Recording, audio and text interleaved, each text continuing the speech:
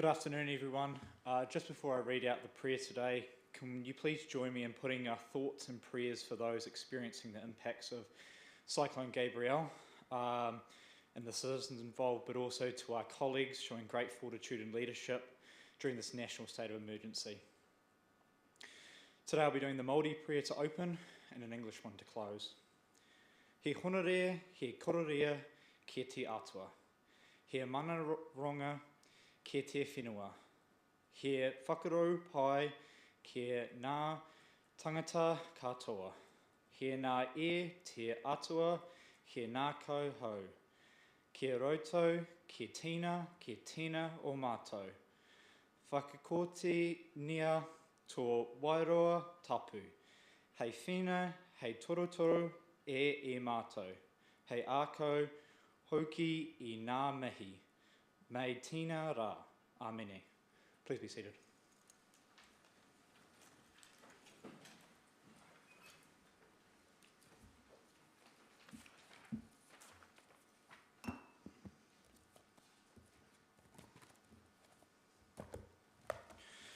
So for the information of the public gallery and to reiterate to councillors and staff, we will be switching around the agenda slightly. So since there are 18 items on this agenda, I've decided it's best to discuss the agenda items with the most public and councillor attention first, and the Environment Southland presentation has been postponed to a further date. So the order will go as followed. After the presentation from Active Southland, item 5, we will then move to terms of reference, which is item 10, and then flow into item 11 and 12. From there, we will move on to the bridge/water pipe discussion, item 14, and then from there, we will flick to the annual report, item 17, and finally, we'll flick back to item 7 and follow the order from there, which should hopefully mean that we won't tire out as quickly. Are there any apologies today? I think everyone around the room is here. Second, declarations of conflict of interest. Are there any in this agenda? No. Minutes of meetings.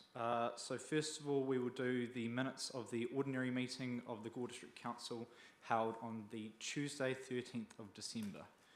Do we have any questions for governance support on these minutes?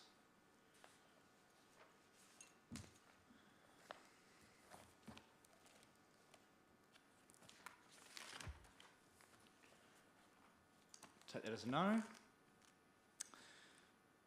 Do I have a mover that these minutes are true and correct? Councillor McDonnell and a seconder. Councillor Hovell. We'll put the motion. All those in favour, please say aye. Against? The motion is carried. For the minutes of the ordinary meeting of the Gore District Council held on Tuesday, the 24th of January 2023, did we have any questions for the governance manager on these minutes? No.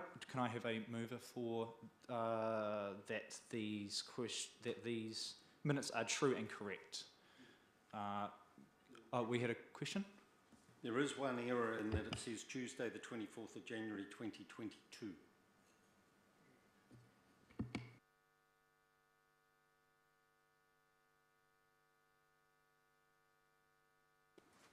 Thank you for that, Councillor. Do we have a mover? Councillor Gardine and a seconder. Councillor Dixon. I will put the motion. All those in favour, please say aye. Against? The motion is carried. Do we have any urgent late business? No. Sweet, we will move into the first presentation by Active Southland. Have we got a representative around? Feel free to come to the front.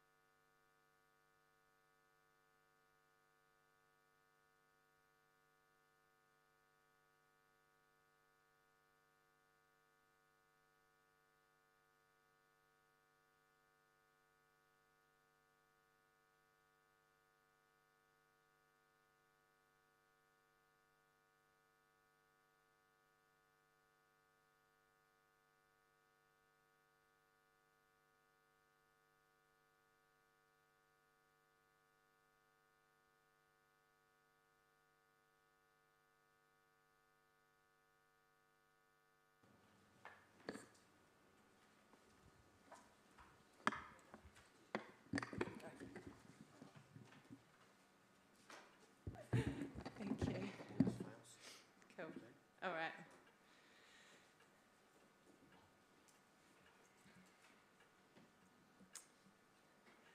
All right, tēnā koutou, and thank you so much for the opportunity to share with you on behalf of the Murihiku Kai Collective about our mahi to create a good food roadmap for Murihiku Southland. So I'll just take a moment to introduce myself and the others that are here. So I'm Rochelle Francis. I work in the Healthy Families Invercargill team at Active Southland, and we facilitate the Murihiku Kai Collective. And we have some other Kai Collective members that are here today. So maybe stand up and introduce yourselves, come on.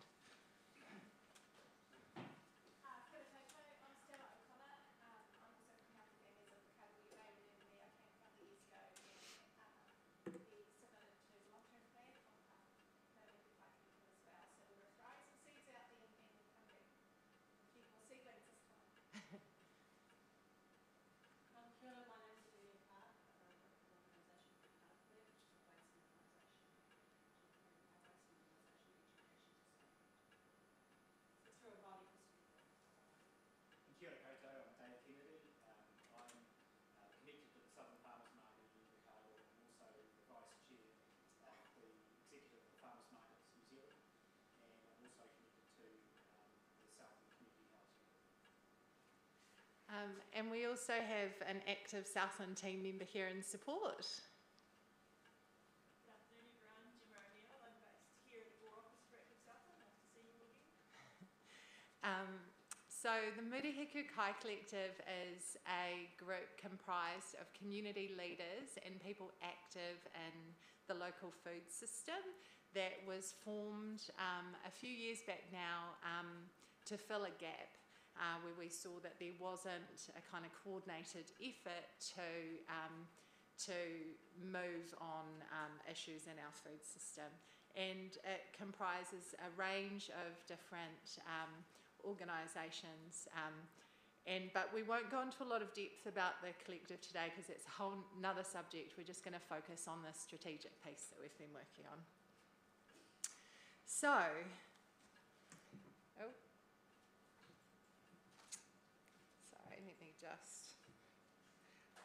so the Good Food Roadmap.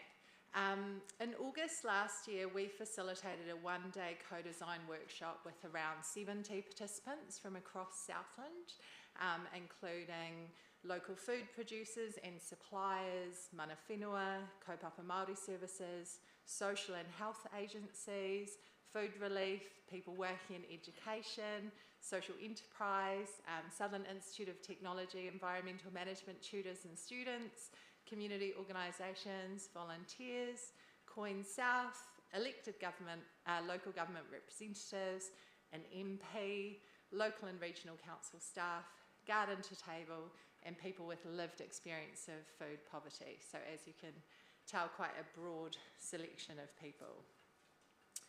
And we utilised this strategic framework, the Good Food Roadmap, which was developed by Healthy Families South Auckland and the Southern Initiative, which is an initiative to address social and economic issues in South Auckland. And this strategic framework is being adopted and used in a variety of settings across New Zealand to help bring people together and help them work effectively to address issues in our food system. So I've supplied a copy of this framework through Susan, and encourage you to take the time to look over it. I believe we did also supply it to the Gore District Council when the Murihiku Kai Collective submitted on your long-term plan 2 or 3 years back. So in our co-design workshop, we began by asking people to share their vision for a food system for Southland. And some key themes emerged, which we've summarised in this slide for you. So in essence, participants want food to be affordable and accessible to our whole community while supporting the health of people and the planet and sustaining a strong local economy, which I'm sure is a vision that we can all share and buy into. So participants in this co-design workshop spent some time exploring the burning issues, and it was clear that our community is very concerned about how difficult it is for people to access good food, and believe that action is needed to address problems in our food system.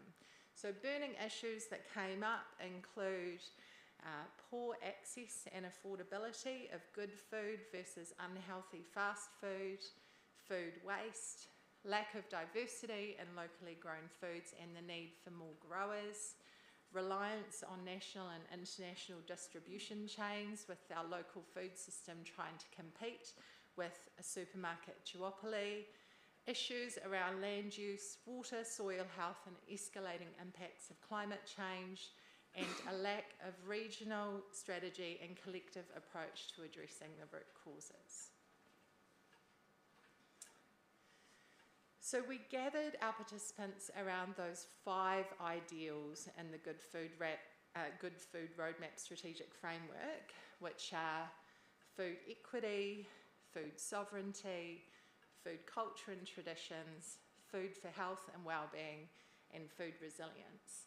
And the beauty of using this strategic framework is that everyone can connect with at least one of these 5 ideals, and they can see how their particular area of interest connects with the broad vision of a flourishing local food system. This is the power of the framework to bring people together and help them work collaboratively. So, because each of these ideals needs to be worked together in tandem as part of an overarching strategy and action plan to achieve our big picture goal. So in the breakout groups on the day of the co-design workshop, our community members identified a range of strengths and resources that exist in our community to support or challenge these 5 ideals. A range of strengths, resources and challenges in relation to each of these 5 ideals. And then we dedicated a focused time for workshop participants to dream and ask how might we utilise the resources that exist in our community to address the challenges. And there are a range of ideas put forward, which we've just summarised a wee selection of those here. Regional Kai Coordinator, Food Hub, Southland Kai Commons, which is basically around growing food in public spaces. And these are still in rough concept stage, but we're highlighting them as kind of discussion starters, conversation starters. One group actually spent some time refining an idea for a regional Kai coordinator, and this would be of particular interest to you because there are similar roles that exist located in local government that can support a flourishing local food system. However, our participants in the workshop really wanted to see this role taken into the Murihiku Kai Collective, so we could work across the whole region. An idea put forward by the Future Whenua crew up in Montana Flat near Riversdale was to convert underutilised public spaces into food production. And while this is by no means a new idea, it was really valuable to have Zeb Horrell share around this because he's actually trialling innovative methods up in the Riversdale community right now. So food hubs are being used nationally and internationally to reinvigorate local food system. They utilise economies of scale and alleviate challenges that small-scale producers may commonly face, for example, around distribution networks. They work on a principle of collaboration rather than competition. So, as you can see, our community holds the answers to rejuvenating our local food system, and it's an absolute privilege to work with him in this bold endeavour. So we're continuing to work on developing, co-creating a regional strategy and action plan for food system interventions in Southland, and we are here to invite Gore District Council to be an active participant in this process. And so we would like to connect with appropriate members of your staff, whether that's comms or community lifestyles, whatever that looks like, and ensure that this piece of work is also meeting the needs of the Gore community, and that we're truly all pulling together, working together to ensure that good food is accessible to our whole community. Tēnei te mihi aroha kia koutou. Thank you for the opportunity to present, and I would love to answer any questions that you have. So you're, sorry, Robert's my name. Kia ora. You're promoting the use of community gardens and things like that, getting people involved with those. Is that one of your main targets, to get local communities, like in this area, say, involved in community gardens and get help with those community gardens? Because that's a big issue, getting helpers, isn't it? Yes, so community gardens are definitely a piece of the puzzle, and they have such a powerful role to play in terms of helping to share knowledge and skills around food production, but also just bringing the community together, you know, helping people to connect with one another. However, one thing that we know is that community gardens are unlikely to produce food on a scale that is going to be able to feed a whole town or community. So community gardens are a vital piece of the puzzle, but they're not the whole answer. So this piece of work is about kind of like working to see where we need to be working at a variety of different levels and in different spaces to make lasting systems change. So Yeah. ultimately, you'd like to see food available to people at a reasonable price, or free food to people or in need and that sort of thing? Basically, Yes, sorry. yes, absolutely. I mean, it's a really, really big, wicked problem, how we feed our communities. And we don't have easy answers or solutions, but what we're committed to is all coming together to nut out the solutions ourselves as a community, and to try things, and, you know, to experiment, make some mistakes, learn a bit, you know, get back up and try some more. So there's no easy answer, but yes, ultimately we want everyone in our community to be able to eat beautiful, delicious, nutritious food, regardless of where they live, how much they earn, any other personal characteristic. Yeah. Food is expensive. Yes. In the event that an area of Southland had an event similar to what's happening in the North Island at present, does your organisation, is it placed so that it can actually contribute at times of disasters?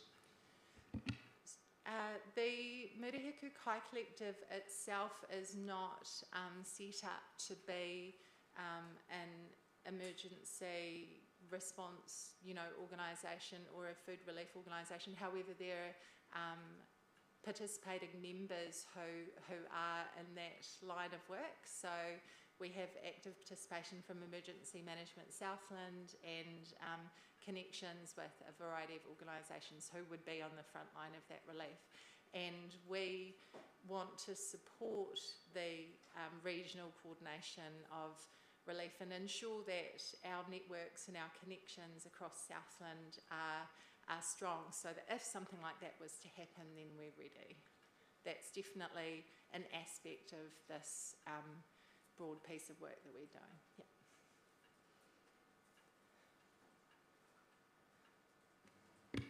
Kia ora, and thank you.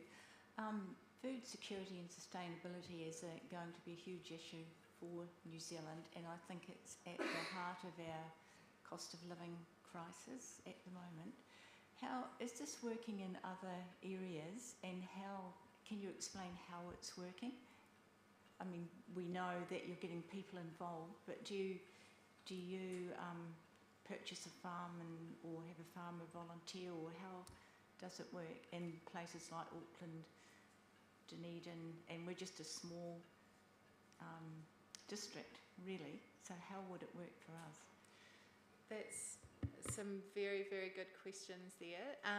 So I guess to answer that, I would say that there's been an understanding that we need to all come together and find a way to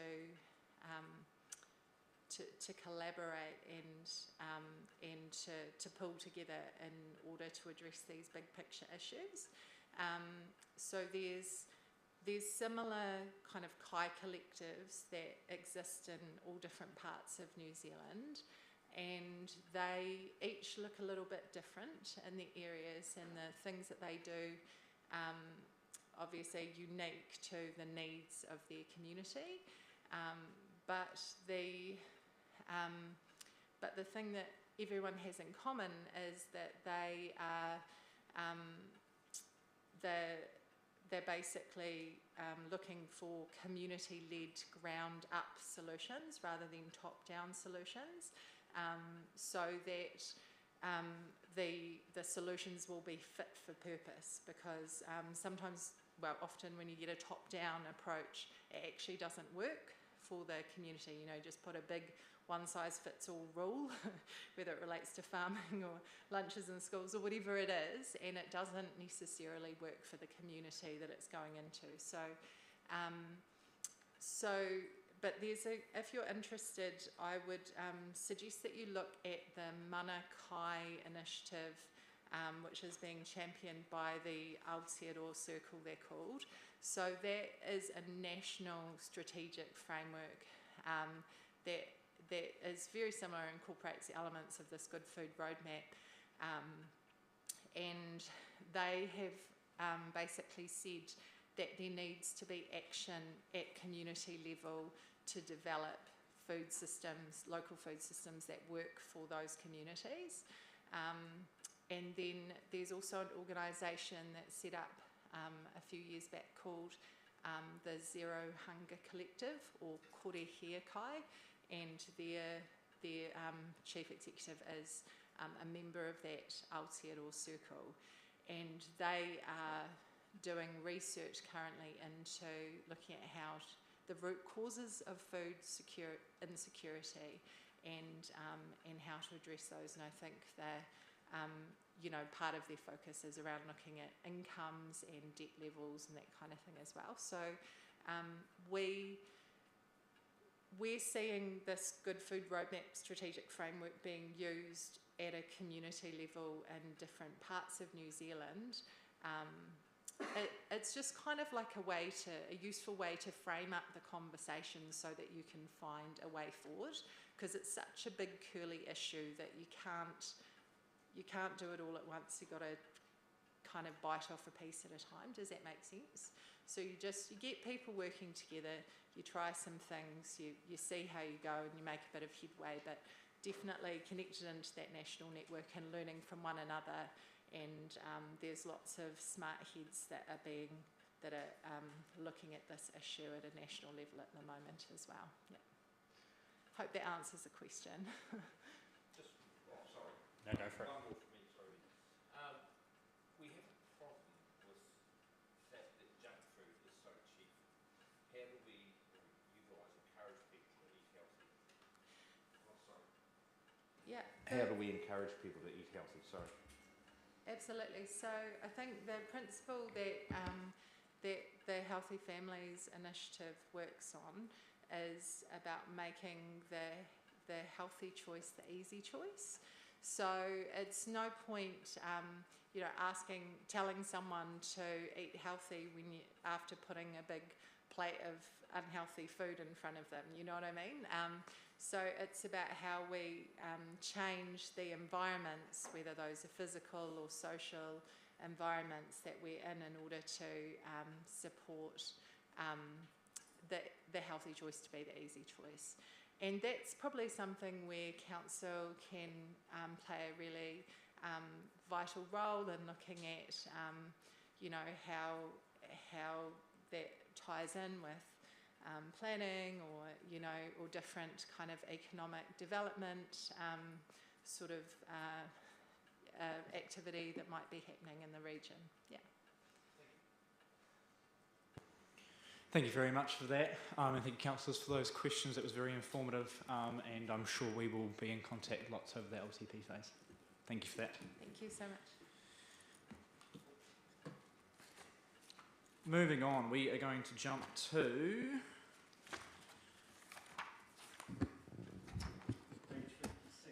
page 56, point number 10. So the Council and Governance Committee terms of reference. Did we have any further additions from the report writer, Rex? No, I'll take the report as read, Your Worship. I just will reiterate a couple of points out of the report that might generate some discussion or further discussion and further clarification from elected members. I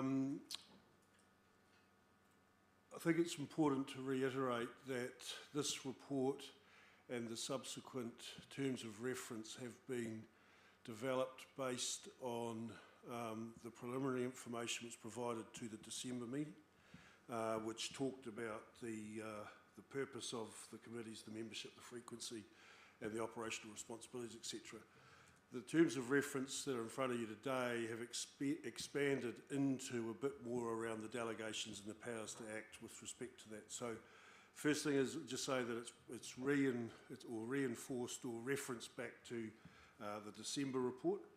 I'd also add that by trying to provide them in a standardised and with some clarity around consistent format, etc., what we're trying to show here is that these committees, while individual in nature, actually work to operate across the whole of the governance structure of council. And to that end, I think you will have also received some information about some further opportunities for further briefings throughout the year on development of LTPs and other issues, etc., related to our operation and organisation going forward. So those are probably the key points, Your Worship, in adding to the report, and hopefully will provide some clarity and confirmation around questions with regards to frequency and questions with regards to the whole of council approach that the committees operate under. I'm happy to answer any questions and provide further information as required. Thank you for that, Rex. And leading into that, are there any questions from elected members to Rex? At this stage, just keeping those questions to only Rex. No burning questions. So thank you, Rex, for putting the report together. There seems to be a whole lot of work that's been put into it, and it flows quite nicely. I think there are some issues that I guess I kind of wanted to table and start a bit of a discussion around.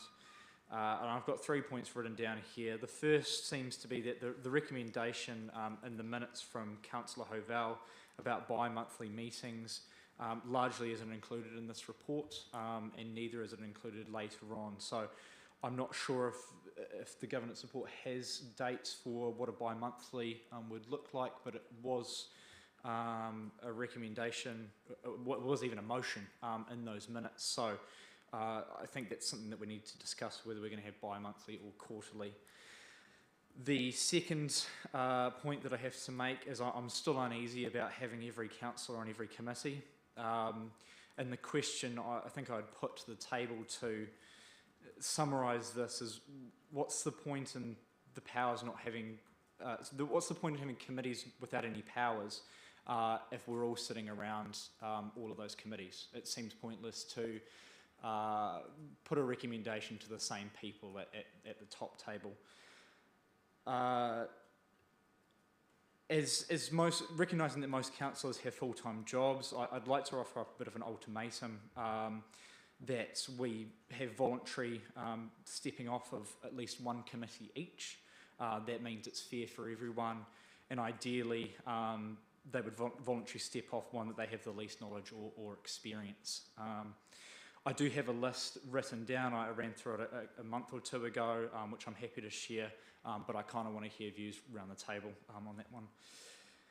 The alternative that I just want to make all the members aware of is that if we do decide to keep everyone on every committee with the amount of time constraints that I know a number of councillors have, there will be a bit of public scrutiny and possibly media around missing consecutive meetings and things like that. So it's really out of protection for those members. There's quite a few meetings coming up, but I'm happy to hear thoughts on that one. And the third one to be discussed, or to at least bring to the attention of elected members, is more committees leads to more pressure on our governance support, which is already pretty strained at the moment, just from it being a part-time role, and Susan's doing a fantastic job. But I think we do need to advise the Chief Executive around kind of the support levels that we need to be able to govern correctly, whether we're happy with it with the current state, or whether when we're adding an extra 4 committees to our already pretty busy schedule, whether we need a bit more support. Those are just my thoughts. I will open it up to the floor for debate, and then hopefully we can get to some motions that we can give some direction to staff. Does anyone want to first crack at it?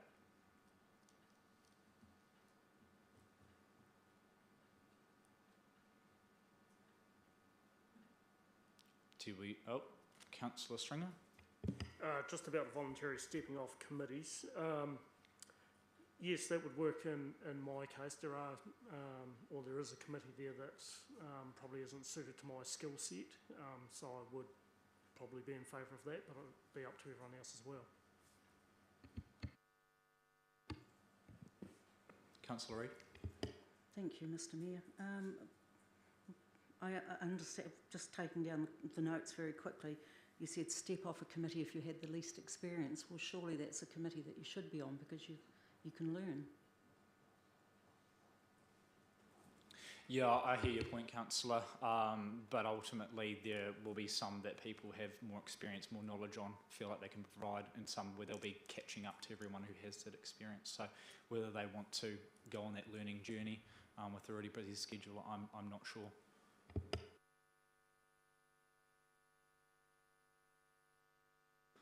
Councillor Havel. If I can throw a couple more things into the mix then, and one of them may really be a question, and I'm not clear as to where the regulatory functions of the council sit in the committee structure, and I'm thinking of building control, liquor licensing, dogs and the rest of it. And while I've got some thoughts, I'd be interested in some feedback on that. The second issue is that under the Local Government Act, the committee structure is set up. The Act enables committees to have subcommittees unless the terms of reference say otherwise. And at present, the terms of reference say that the committees do not have powers to set up subcommittees. Now, there's 3 examples that come to mind immediately where it would be useful to have subcommittees actually sitting under committees themselves rather than under full council. There's the roading committee that, rather than being under full council, would sit better under assets. There is the district planning subcommittee that we've run in the past, and that would sit better under planning and policy. There is a third one in terms of grants that would probably sit better as a subcommittee under the community wellbeing, with each of those committees then being given powers to actually act and report back via the committee structure or to full council. So I just lay those on the table, and I'm happy to expand on those and offer more thoughts, particularly in terms of some of the functions of council that don't appear to be assigned to any committee.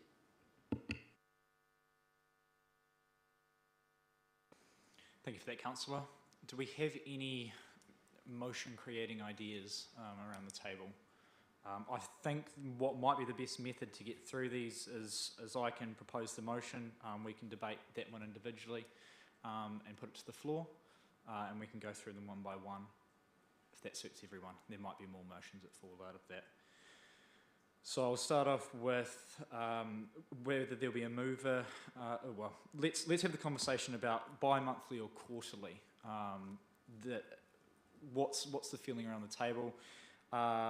I think that bi-monthly means that we can stay on top of the workload, that we're getting more information more often, and it really only adds a couple more meetings. I don't know if there's a conflicting opinion around the table there. Councillor McPhail. Yeah, just in regard to that, to start the debate, what is the workload for the council staff in regard to having bi-monthly versus quarterly? I know that we can probably all, you've indicated that we've got employment and various other appointments, but we probably need to look at what that constitutes with them, and I'd be happy to explore that and find out what pressure we're putting on or creating pressure by increasing the number of meetings. Maybe through the CEO or could answer that.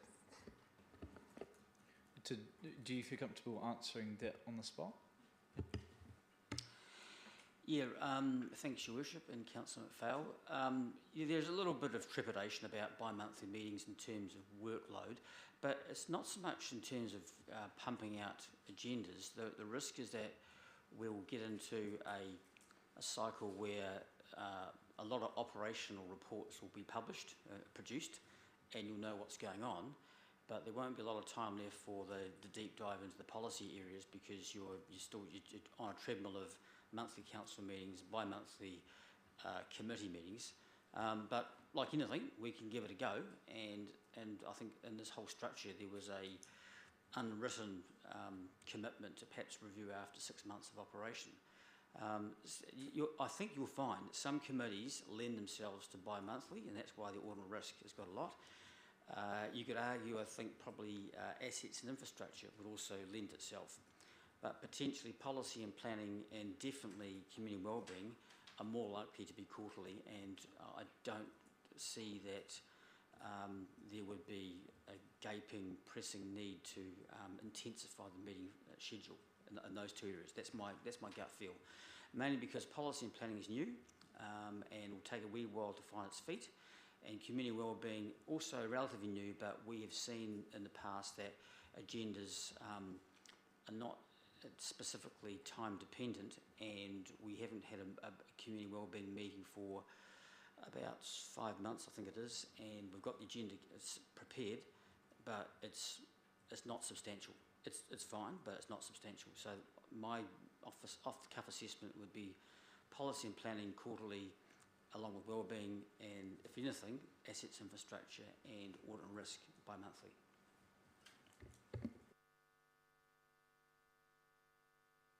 Just to Chief Executive's comments to answer Councillor McPhail's question in a slightly different way as well, I suppose.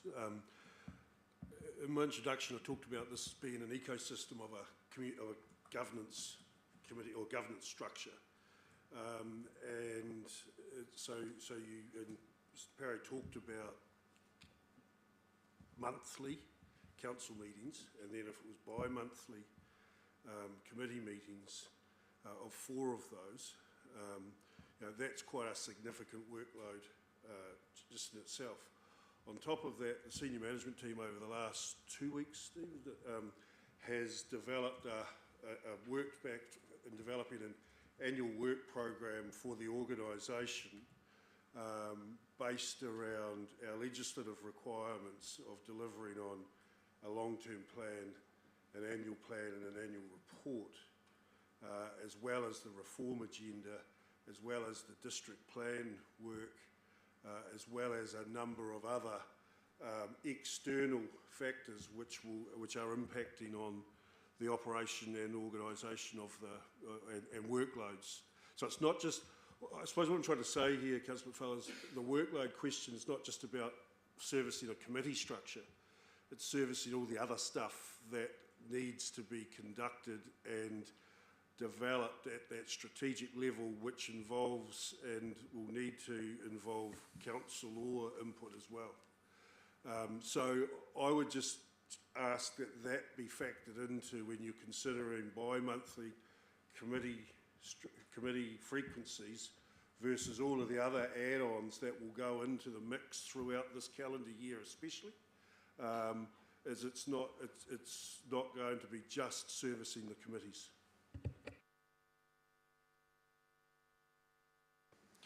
Thank you for that, Rex. Do we have any other opinions?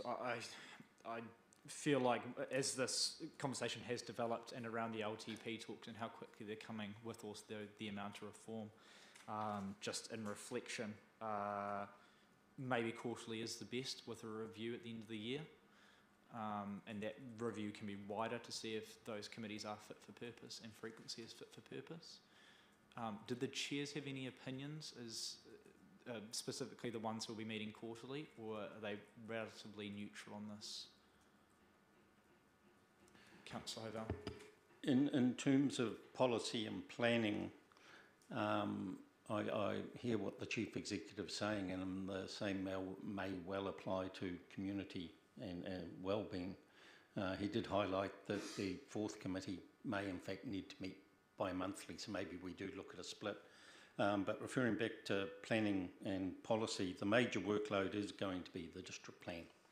And the Planning and Policy Committee is presently set up, I believe, has a role in terms of almost a governance role in terms of the process of the district plan, with a subcommittee actually working on the district plan with delegations under that committee.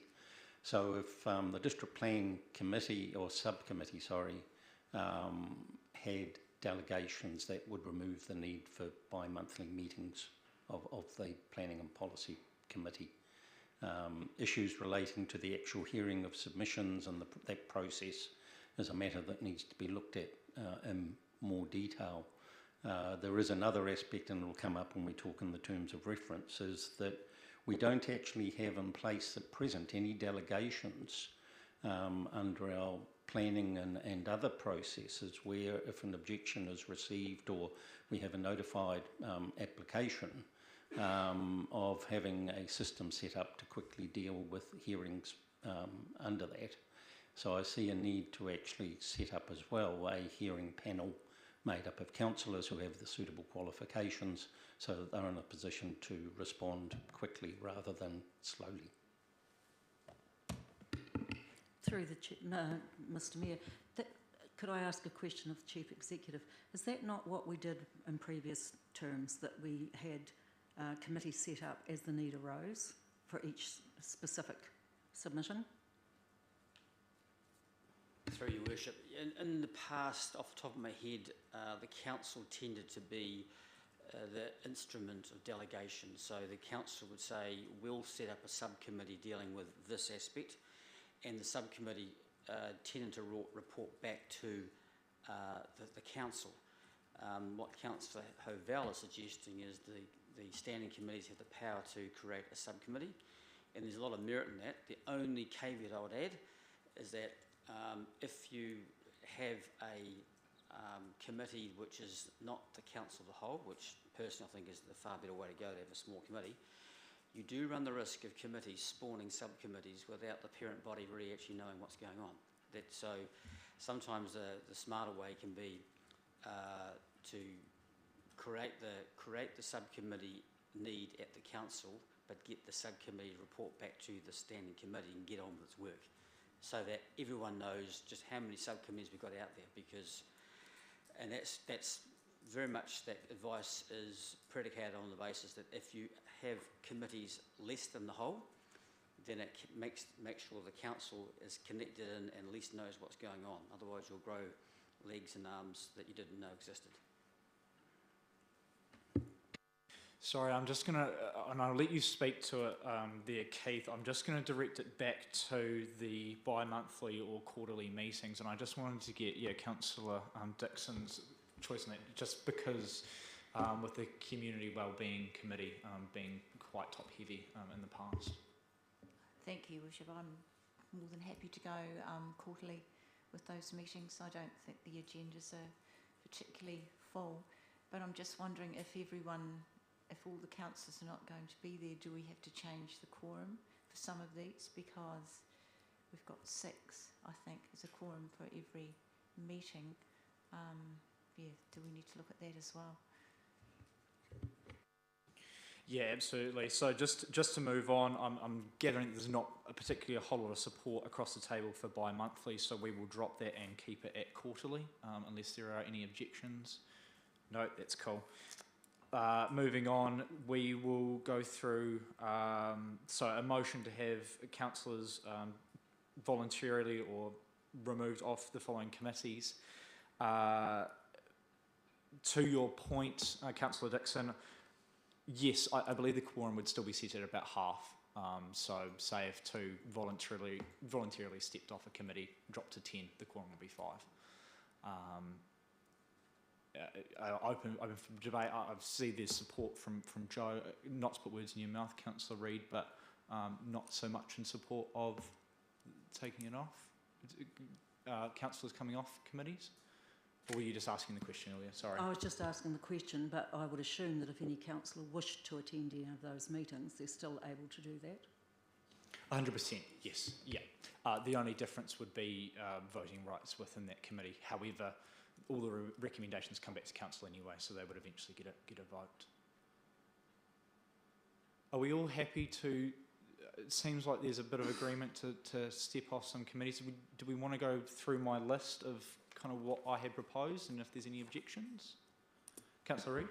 I would suggest, Mr Mayor, that maybe that's something that individual councillors could choose to do. Yeah, I would tend to agree. I'm just cautious of trying to getting this locked up and finalised, really, and not delaying it for another council meeting to then approve it. I guess through the Chief Executive, can we leave the membership open and do that process away from or does it need to be at the table? Through Your Worship, yeah, it does need to be at the table. The membership does need to be confirmed, otherwise we're calling a committee meeting of members who are not known, and the committee meetings are just around the corner. I do wonder, to help the meeting, whether if there is a renewed realisation that perhaps you'd like committees of less than the whole, whether rather than asking someone to step off, is whether you are prepared to land on an optimal number of membership of a committee and then assign the names that way. So otherwise you might have some that don't volunteer and you're left with a rather strange collection of numerical sentences. So I wonder whether, Your Worship, whether you could, if every member of the council opted out of a committee, maybe you could look at a committee structure of, say, 8 members, just to throw it out there, and that would be 8 members apiece, still a very good representation, and I'm sure that members made their wishes and interests known to His Worship in the meetings that followed the election. So, but that's a suggestion, Your Worship, just trying to speed things up because the committee agendas are being assembled as we speak, but we need to know who to send the agenda to.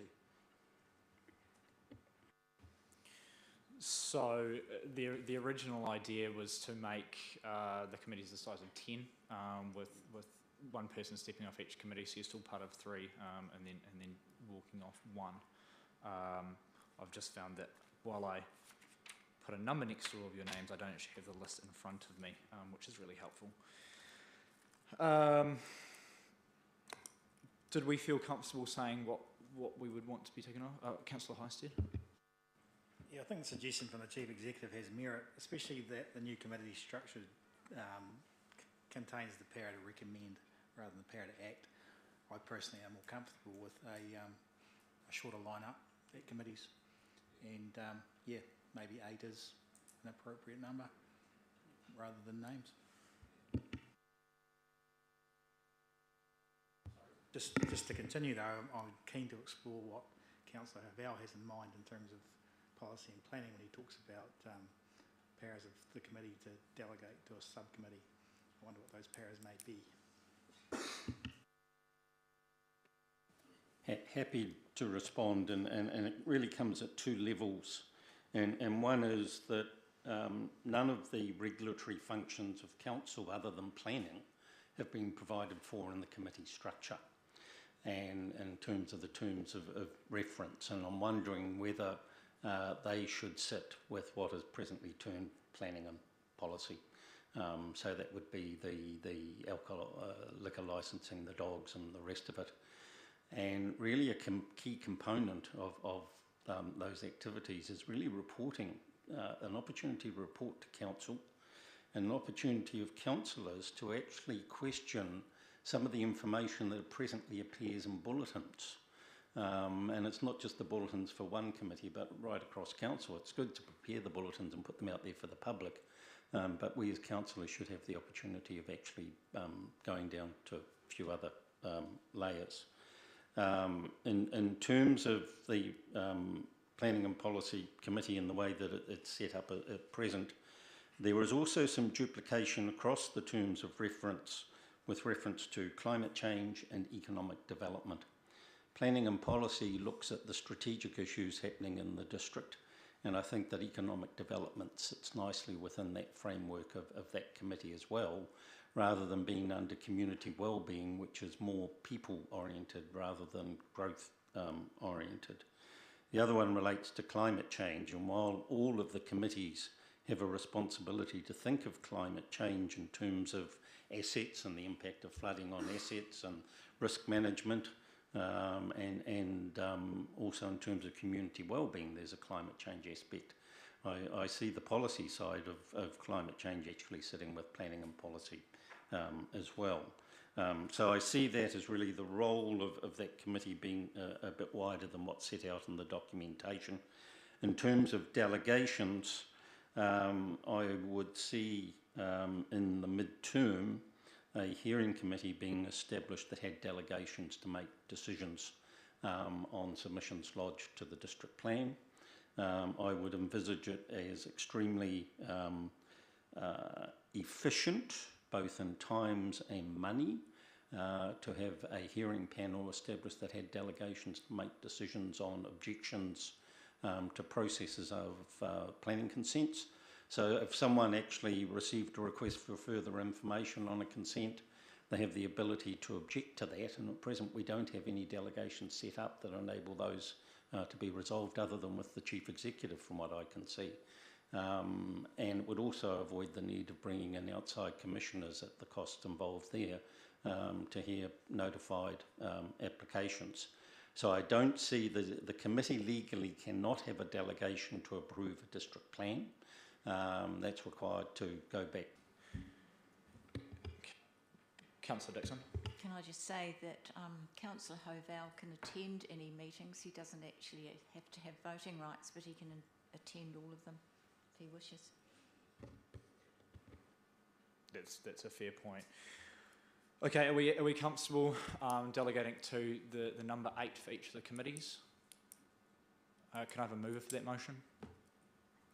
Councillor Stringer, seconder. Councillor Reid. And I will put the motion. All those in favour, please say aye. And against? The motion is carried. Moving on to whether subcommittees have the power, whether the committees have powers to create subcommittees. Can I please have a mover for that motion?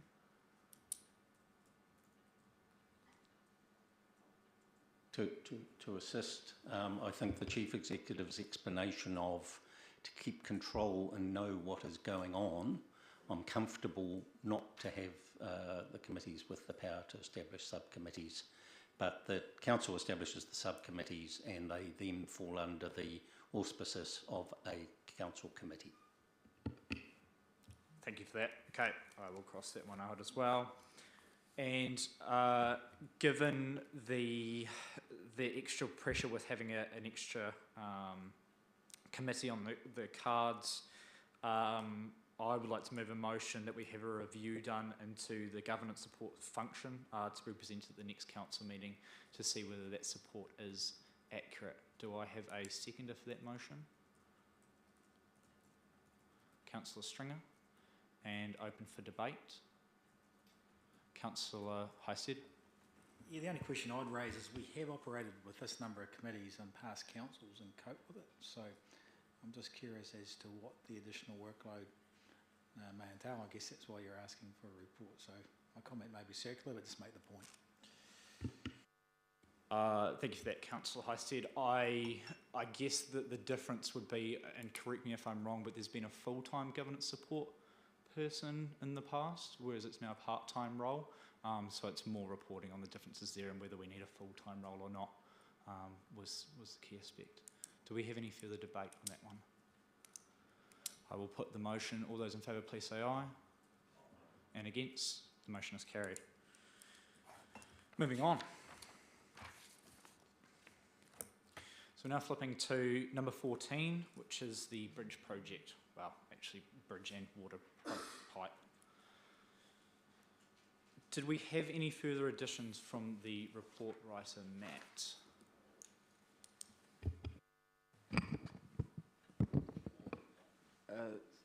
Thank you, Your Worship. Yeah, I'll take the report as read. I guess I'll just add, as most of the councillors are aware, with the help of the communications team, we did a little bit of community engagement at the AMP show around this project, and it was a pretty useful day, I found. I think we had close to or over 200 people come through the council site. And in terms of this project, we took a bit of a poll in terms of what the community thought we should do, whether we should continue to investigate a bridge or just focus on getting the pipelines across the river. And so at the end of the day, we had 60 votes in terms of continuing to look at the bridge versus 35 votes to just focus on the pipes across the river. And we also, for those people who were still in support of investigating a bridge, we also got them to put a mark on a map where they thought the bridge would the best location for the bridge.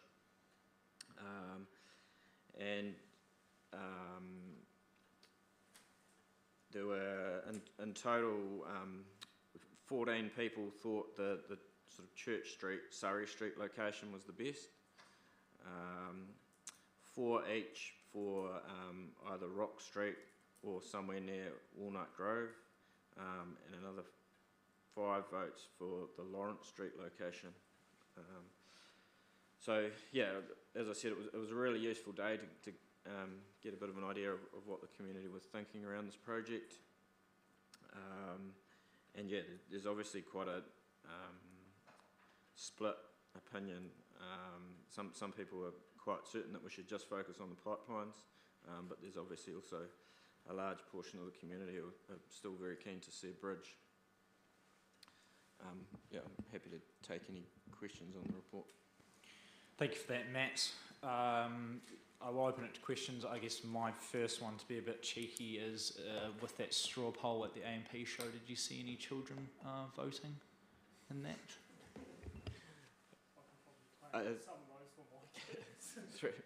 Through the chair, yes, we did have a few children voting. Where they tried to put in more than one vote, we tried to censor it out and remove those extra votes. Thanks for that, Matt. Anyone else around the table? Questions for Matt, and just Matt at this stage? Councillor Dixon. My question, thank you, Worship. My question, Matt, is have we secured the funding from Waka Tahati for the bridge? Through Your Worship, no, we haven't, and that's not something we can do until we have a bit more certainty around the bridge location and things. So yeah, it'll be something that we still need to work through, but we need to do some investigation work and come up with an alternative design and a location and things before we can get that confirmed. Thank you. Councillor Mackenzie. If there is a change of government, would that money still be available? Could that change? Are we relying on it too much? Matt, Through your worship, I might give the pass the chief executive here, but I guess from my point of view, I think there's no guarantees of the funding at this stage, yeah, it's, as I say, it's something that we need to continue to work through and come up with an alternative design and location and get to a stage where we can get that funding guaranteed. Through your worship, two key points to note. The Waka Kotahi has not said that there's no longer funding available. There's a possibility. How strong, we're still trying to find out. In terms of a change of government, it's important to emphasise that Waka Kotahi is not actually a government department. It's a Crown agency with its own board, which makes its own funding decisions. So it's a little bit more independent than a normal government department. Therefore, I don't think it is as prone to funding changes through a change of government as other government departments would be. I wonder whether it's our decision to make, in any case, in terms of Three Waters legislation. Is it our decision or something that an organisation is going to come along later and make a decision in terms of how to get a pipe across the river? Councillor Hovell, two things. One, could you please wait, because I was going to give it to these guys over here. And secondly, just questions for Matt at this stage before we get into debate. So that was a question for Matt. Yep. Through your worship, yes, so that is another factor that we have to consider. We're now, because of the fact that we're getting close to the proposed reform, we would have to, before awarding a contract, we'd have to talk it through with the DIA and get, and particularly with the bridge option, I don't believe we'd be in a position, it's probably unlikely that we'd be in a position to start construction before the reform started. And so then we would be handing that over to the new entities to deliver. If we were to go down the pipe only option, there's probably a reasonable possibility that we would be in a position to have a contract awarded and construction started before the reform happened. And again, we would have to get DIA approval before awarding that contract, but I can't see them having a problem with installing just a pipeline, given it's 100% focused on water services rather than dual purpose. Councillor Stringer. Through your worship to Matt, if the Three Waters take over on it and we don't have it sorted by then, what's the likelihood of them delaying the project and all the stuff that they've got to do? Like, are we going to get, this could be 5 years down the track, 6 years down the track with them? Through your worship, I mean, at this stage, the entities have, there's been, I guess, an assurance provided that the entities will deliver on all the council's LTP projects, and this is one of our council's most significant Three Waters LTP projects. So I'd expect them to carry it on and deliver it relatively early on, and I guess what we can control between now and then is getting as much work done and getting things as progressed as far as possible, so that we make sure that everything is lined up so that it can be done as soon as possible. Thank you. Councillor McPhail. Through your worship, Matt, just the community consultation part is a real worry for me. That's one of the next steps we've got to go to, but we haven't really had engagement with the public really on the next ideas here yet, because that is critical. The talk around town and the district is massive, and what we did at the show was great, but that's not a big enough poll to know what we're doing and where the feeling is out there.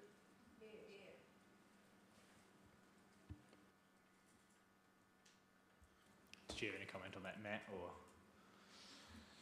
through Your Worship, yeah, so completely agree that what we did at the A&P Showground was just, I guess, a sample and just a taster, I guess, if you like, and certainly agree that there's a need to go out to the wider community, make sure that everyone has a chance to provide input.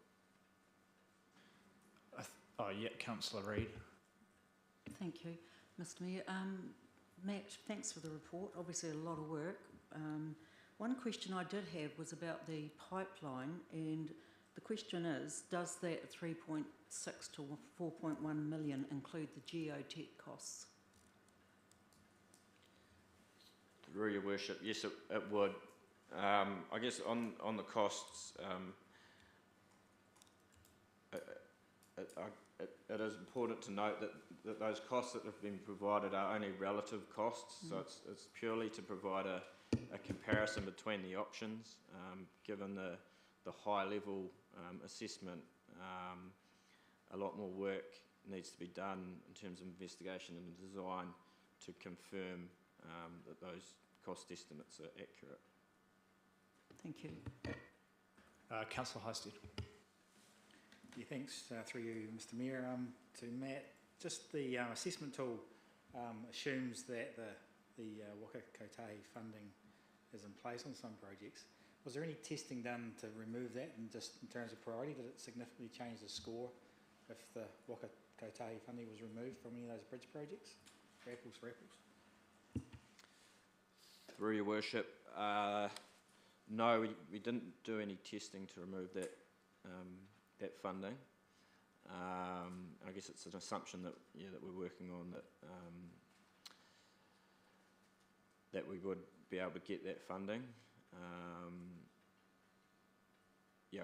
Obviously it would make a reasonable change, and potentially the pipe only options would become a lot more favourable if you remove that funding. Councillor Dixon. I'm just wondering, Your Worship, to Matt, is there a deadline of when we should have all of the town's water up to the safety standards? Because, I mean, if we go down the road of a bridge and a walkway again, this is going to take some time to put through, I would imagine, and then we're going through that consenting process again, and some community members are not happy with us looking at this bridge option again. So is there a time frame around how long we have? Through Your Worship, I don't believe there's a deadline provided at this stage. I guess the short answer would be we need to get it done as soon as possible. Obviously, parts of Gore's water supply don't currently meet the drinking water standards, and we need to meet those standards as soon as possible. Not that I'm aware of, no. Any further questions for Matt? No. Right, since this has been a hot topic, it's been over 3 years in the process and close to $1 million spent to get back to where I quite frankly believe is square one, with a bit of a report. I think it's worth us going around the table one by one and sharing our views. I think it's going to be very critical for the community to hear what we have to say. And I don't want anyone to be the silent majority on this one. So I'll go over my quick 3 points. I'm trying to talk slow so you can make comments, and let's try and have a robust debate and get somewhere with this. So the first point is around the report and raising my concerns with the report. And I do want to thank Matt and Becca for the hard work that they've put in. So when the draft report was workshopped, the number one option was actually the underground bore. At the time, I raised the point that it's interesting that the bridge doesn't have more of a social impact to make it number one. The cultural aspects were then reassessed, which is more than fair, and now the bridge ranks the highest. So the reason I mention this is because on paper the decision is really 50-50. It was a very small change that flipped the underground bore option to go from the first option down to the second one. What I feel is also really missed in this report is the political impacts of revisiting the bridge and also the financial impacts. I wouldn't hesitate for a second that we would face legal action again around going for a bridge option, and not to mention the amount of scrutiny the council would receive for visiting an option that has already ultimately failed. The second point I want to make is around funding.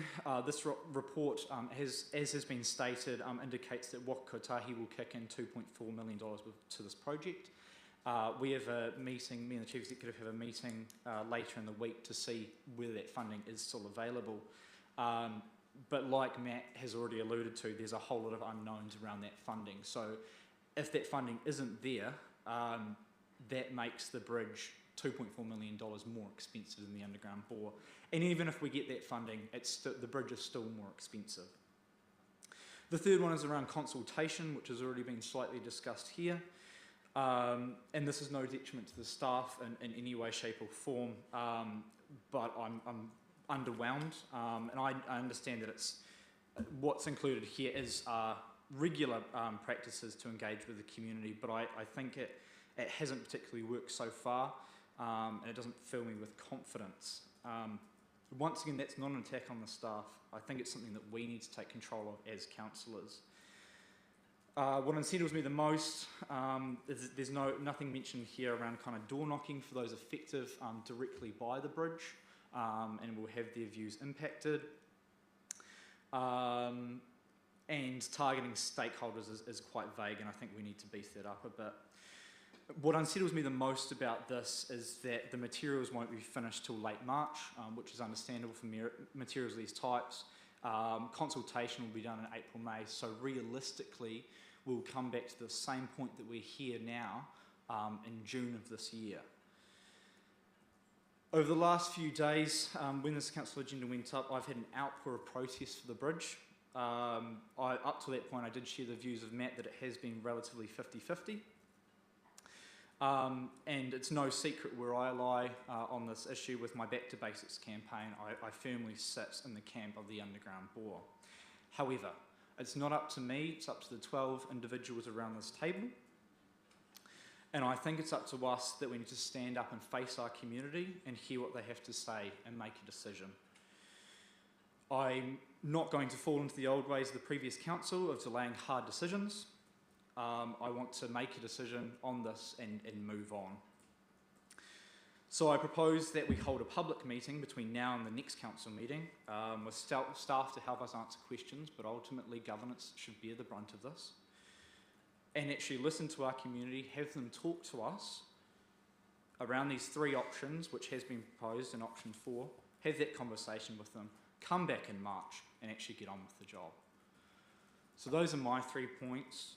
I'm going to give everyone a fair shot at their opinions on this project. I think it's important for the community to hear your viewpoints. Does anyone want to get us started? We'll do one at a time, so you'll get your turn and then someone else, and we can circle back at the end. Councillor Mackenzie. Through your worship, I have a question to ask as well as a motion I'd like to put, but I'll give you my comments first, because that's what we're doing at the moment. As Brett and others are probably aware, there's been scuttlebutt going around the town of supposed materials already having been purchased for said bridge some time ago. For a start, I'd like to get that out of the way. Does anybody in this room know of any materials that have been purchased for a bridge and hidden in a shed somewhere? So I take that as a no. I thank you, because a couple of people have come to me and said the same story. So I think it's best we put it out in the air and we talk about it. I'm doing that right now. So no knowledge of that. Thank you. Now, sorry to interrupt, Councillor Mackenzie. Can we also have that minuted, that there was an acknowledgement from all councillors and also staff that there are no materials hidden in a shed somewhere? Thank you. Thank you. Now, I do have a motion I would like to put, but you don't want me to do that at the moment, do you? You can make your views heard. I'll mention my motion. Okay, my motion. Look, I've even typed it out. My motion is, if testing and total costs meet this council's satisfaction, we should proceed with the under-river option at Maitland Street. This would include calling for tenders to be considered by council. So basically, you get my opinion, what I think about. I think I'm in agreement with you. Get on with it, get it done, move on. Thank you, Councillor. That's my... Oh, one more thing I will add is if it's under the bloody... Oh, sorry, I said bloody. If it's under the river, we don't have to worry about flood damage. Thank you, Councillor. That's my opinion. Thank you. Next up, do we have a volunteer? Councillor Reid. Thank you, Mr Mayor. I think personally community consultation is what we need. The fact that you've got some people who feel quite strongly one way or the other is probably only the tip of the iceberg, and I suggest we cannot go any further until, and this discussion really to me is quite irrelevant until we have the idea of what the community wants, and until we actually go out, explain to them there are three options, and they have their view. That's my view. Thank you for that, Councillor. Councillor McPhail. Thank you, Your Worship. I wasn't quite prepared to have a party political broadcast statement appeared in front of me in regard to what I was going to discuss in regard to the bridge outcome. I'm a firm believer that the consultation, yes, it was lacking. Yes, there wasn't doors knocked on. Yes, if you look at where we're sitting at the moment, I feel like we're in a time warp. We've gone round and we've come back to the start again. I think probably the priority is not to state what your main preference would be, but actually go back to the community and ask them. I don't think we need to go down and get caned again. I think we need to actually line up, and whether it's a public meeting or whatever medium's used, that's probably the most important thing. That's all I'll say about that. Put it back to them.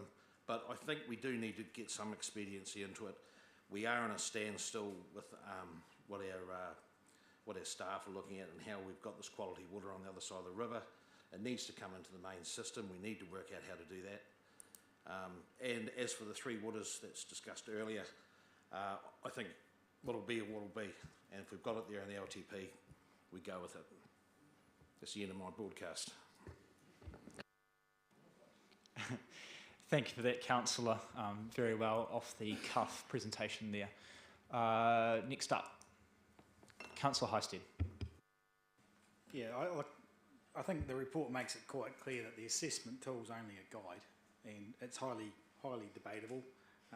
But the other thing the report I think is correct in is recommending that option 4 is engagement with the community on the options, not on the location, on what are we doing. Are we going under the water? Are we going above it? And does it contain an amenity value in terms of pedestrians or bikes? So to me, that is the appropriate way to go forward. And I think we should rely on the staff to guide us on the most efficient way to gather that opinion from the community. A public meeting may be part of it, but I don't think it's all of it. If we want to do this efficiently and correctly, we should refer it to the staff. I don't know if Sonia's got any comments she'd like to give us there. Thank you, and through your worship. Yes, I agree. Public meetings are one way of gathering information, but we've got to realise not all ratepayers live or can get to a public meeting. There's lots of other channels that we already have well established where we can access large groups of people, such as our digital channels where we've got over 1,200 subscribers that we can directly connect with. Thank you for that, Councillor, and thank you for that, Sonia. Keith O'Val, you're up next.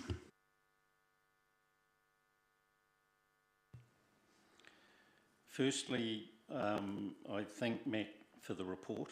I believe it's a good report. The assessment tool that is in there is a tool that has been supported by the courts, and while you can argue about the detail of the way that it's been done, it is a robust approach in terms of identifying and putting forward things for debate. I wonder as a question whether consultation, we've got the app available to us with all the numbers on it. We've got a council satisfaction survey planned at some time, and whether there may not be an opportunity to do something as part of that. As another general comment, the previous consent process was flawed. It had a procedural error in it that the court focused on. It had a design in it that was totally inappropriate for the location. And I think it doesn't rule out consideration of other options for a bridge. However, when you look around other councils and the progress that they're making on their annual plans, talking about 10% rate increases, if we are to provide the same level of service we are providing now, I suspect, and we've had no information provided to us, but I suspect we will be in the same sort of boat. I do not believe that we as councillors can reasonably head in a direction of spending unnecessary money on an option that is not necessary to provide the prime purpose of getting water across the river. What that points out to me is that any option that is just there primarily for recreational use that is not getting funding from New Zealand Transport Authority is not one that I would support. Similarly, if funding is not available to pay a significant contribution to it, then the option of putting a bridge across, I believe, is dead in the water. So we need to have a certain degree of certainty in terms of the ability to provide that funding. And that's all I want to say on the matter. Thank you, Councillor. Councillor Dixon. Thank you, Worship. My concern too is about community consultation and engagement, because I think the community need to understand the cost as well, and whether we've got Waka Kahatu funding or not got the funding, because that's huge in my point of view. That's 2.4 million that we don't have to go towards a bridge. So even though a walkway and a cycleway is a nice to have, my view is that, in my opinion, would be a trench either in the river or under the river, because I think otherwise it could end up being a very costly process. Thank you, Councillor. Councillor Stringer.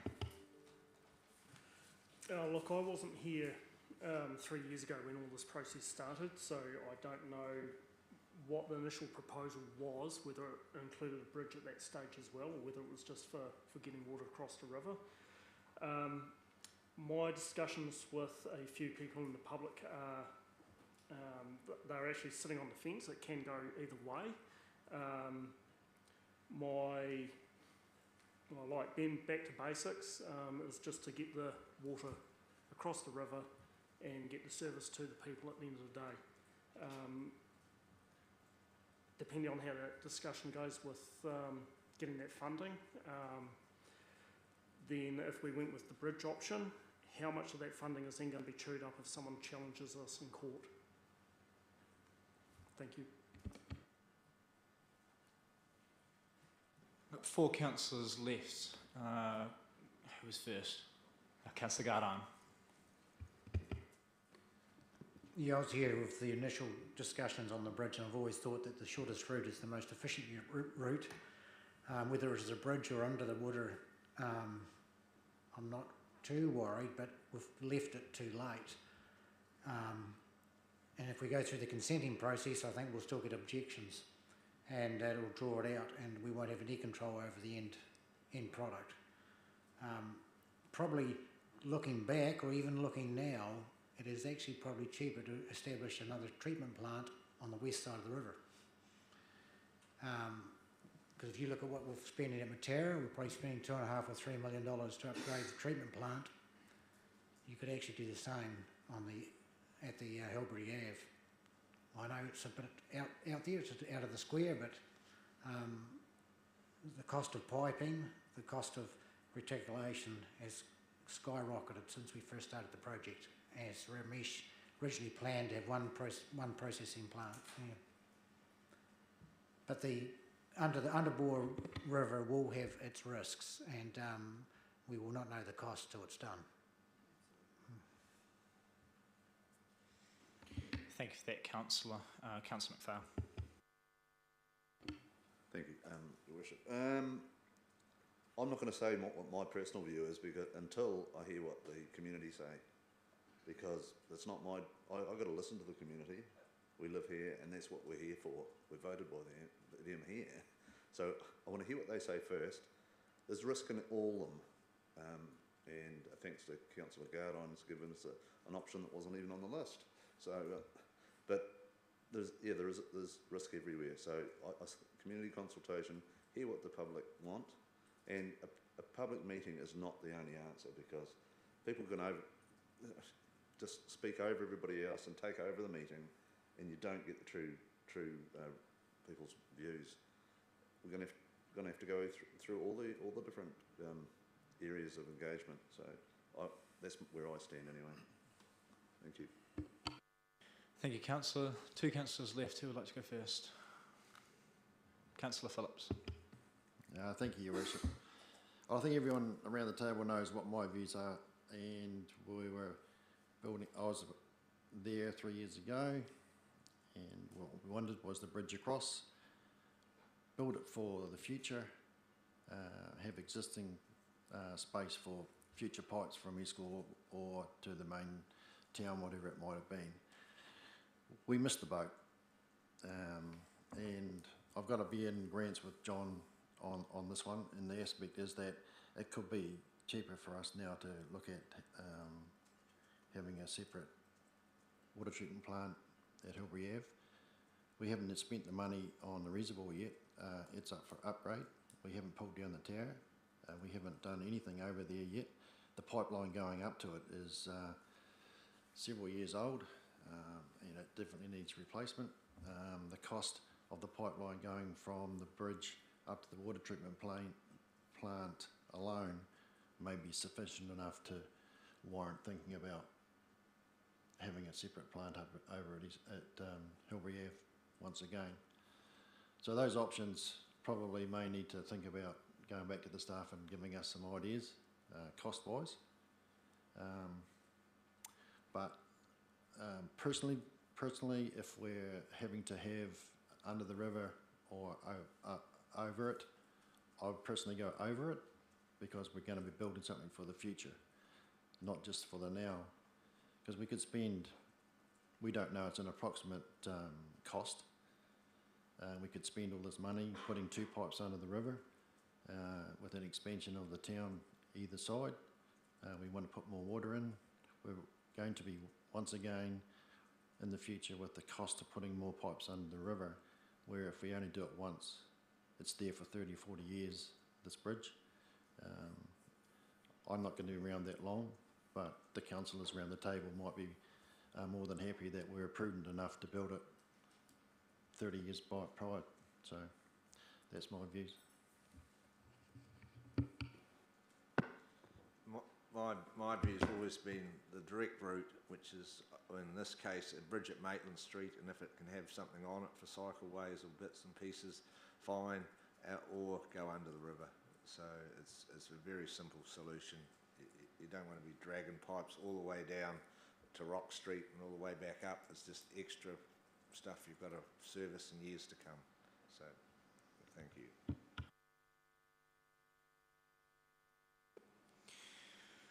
Thank you for that, councillors. I think that was insightful, and I think your community now sees everyone's viewpoints. What I'm picking up across the table is that community consultation is the key here, and I guess I would like to think of an approach. I'm like I said in my little spiel, I'm uncomfortable with the current plan, namely the dates.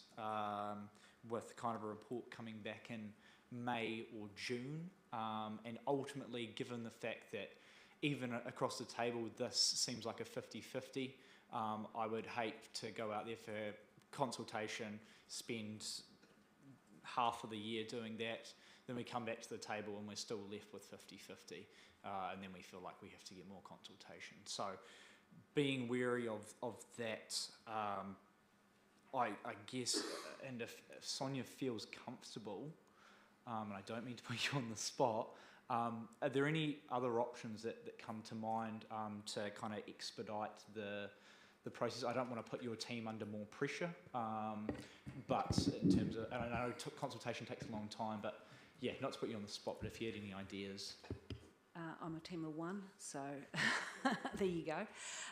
Look, I think there's other people in this room that are involved in community engagement as long as I have, and you do the work at the front end, you get all the information together, you get the facts for the people so they can make an informed decision, and you have genuine community engagement / consultation.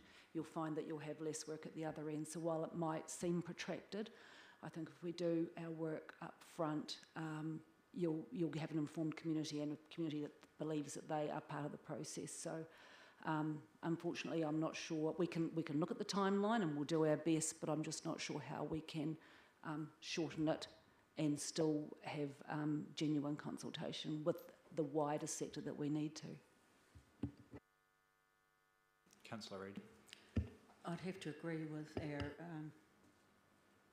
communications officer. You do it once, you do it right, and I really don't think we need to be pressurising ourselves time-wise at this stage. You know, within reason, I know that the team will get it out, the team of one, and we need to present people with good facts, data, and let them make their choice.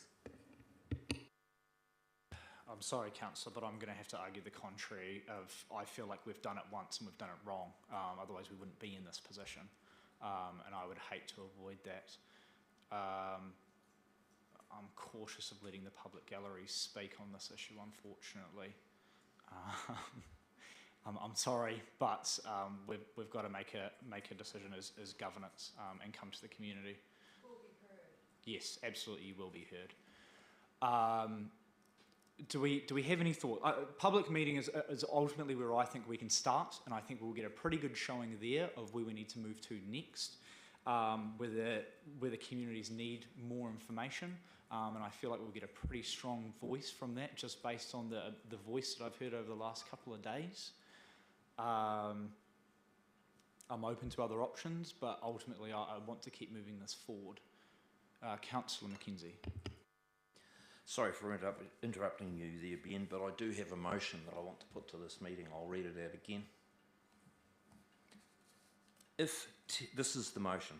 If testing and total costs meet this council's satisfaction, we should proceed with the under-river option at Maitland Street. This would include calling for tenders to be considered by council. That is my motion. Do we have a seconder for that motion?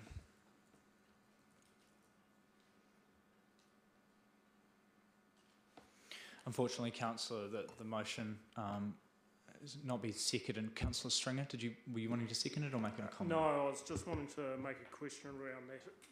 To your motion, is that taking it to, or getting a set of prices for it, is that for us to vote on, and are we still having the other option of a bridge, or what's... No, my motion is to go under the... Right. I think there's hesitancy around the table to make that decision without the community interaction first. I'm in agreement if I want to put a motion like that or something similar, whether it is for the bridge or for the under the river option, as soon as possible. But ultimately, we do have to go to our community and ask.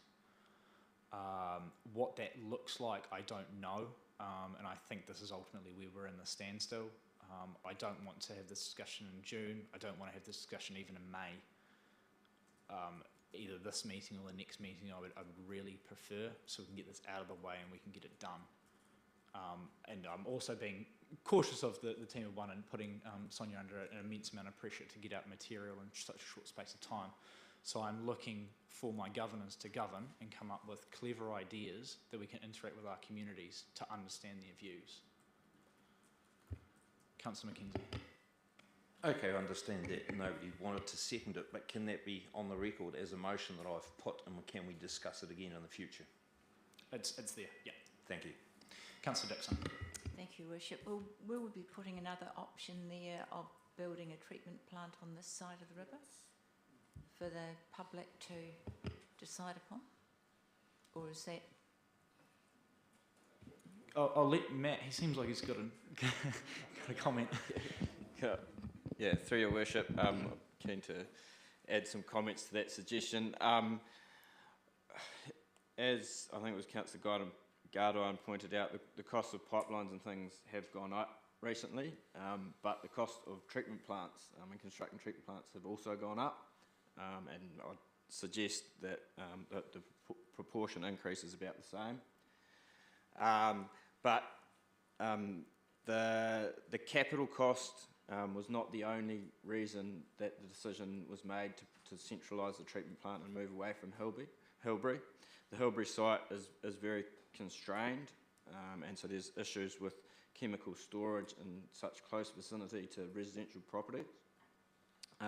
There's also space constraints around getting chemical deliveries into that site via large trucks. There's also higher operational costs when you're operating 2 treatment plants versus 1.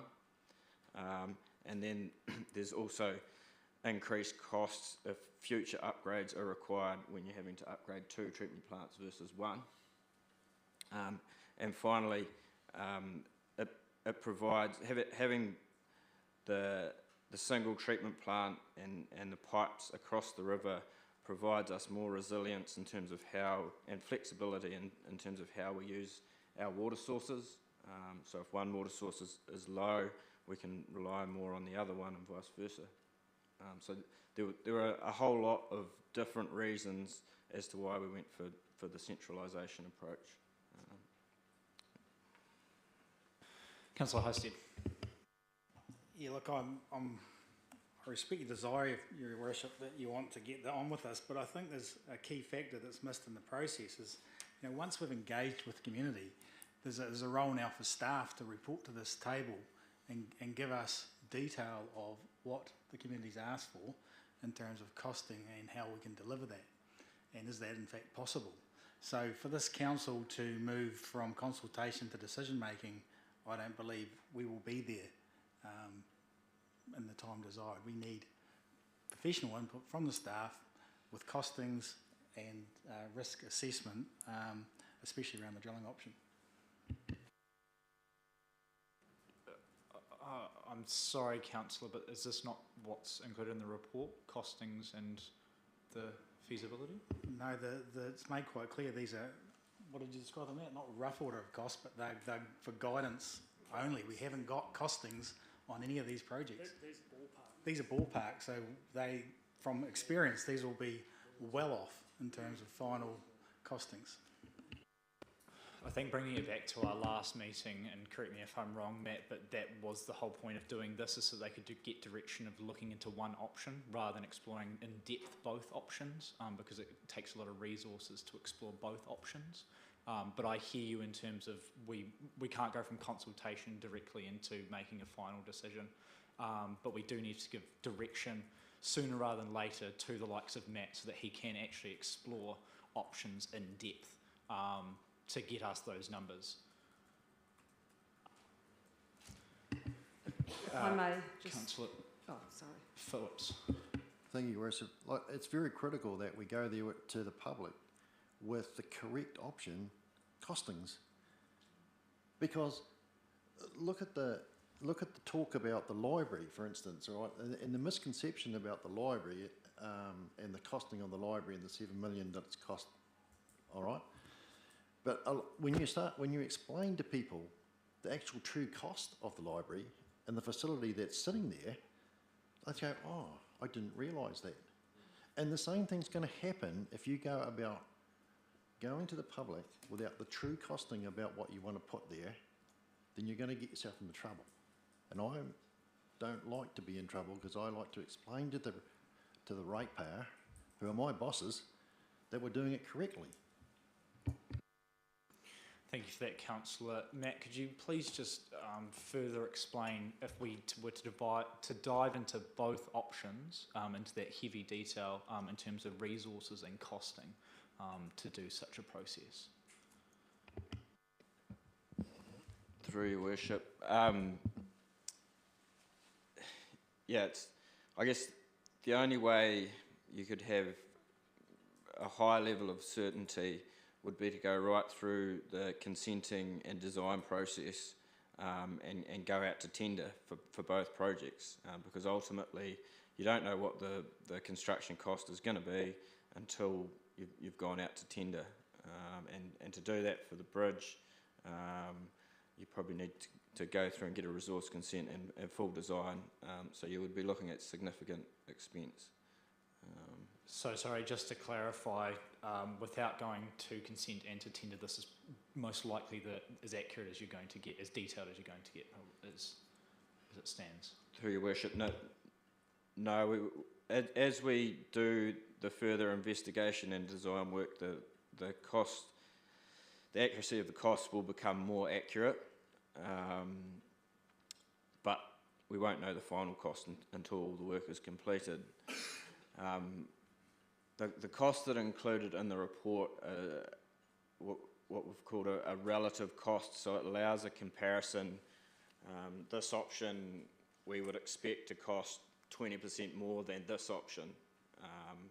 That's what we were trying to do, rather than, so it is very difficult, particularly when you're looking at 13 or 14 options to try and get an accurate cost estimate without going into very detailed and doing a huge amount of work. But at a rough estimate, and what the trend would show is that when you go down both these routes, they're going to be more or less the same costing, give or take, ballpark. For some of the bridge options, some of them are significantly more.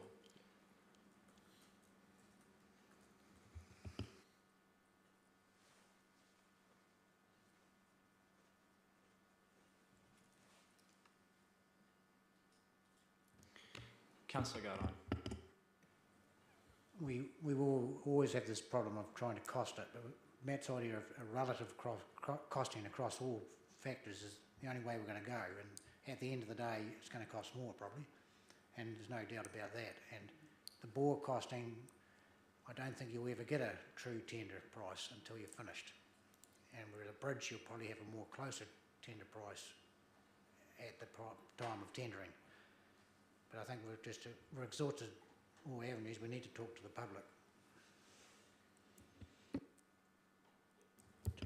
Your Worship, it helps me. It seems to be that you've got these high-level estimates. They all have the same reasonable amount of uncertainty. But what you want is a philosophical engagement with the community about, do we aspire to have a bridge over the river carrying a water pipe and a cycling and walking amenity, or is it just the shortest route possible under the river and be done with it? At a very high level philosophical view, and the range of views expressed tonight reflect the competing forces at play. That seems to me what we need to get back from the community, and then if there is hopefully a clear directive, then you can home in on the one preferred option, and if it's under the river, it's under the river and away we go, or if it's a bridge over the river without any of the bells and whistles, away you go. And in the interim, hopefully His Worship and I will have a discussion with Waka Kotahi, and the funding commitment or otherwise will emerge, and that could actually again be highly influential as to which option we choose. But it seems to me that we just need to get it out to the community, and also in a format, and Sonia can reinforce this, that it's comprehensible to most people in the community, and they can make an informed choice without being too simplified, but also bereft of technical speak and stuff that people might find hard to engage with.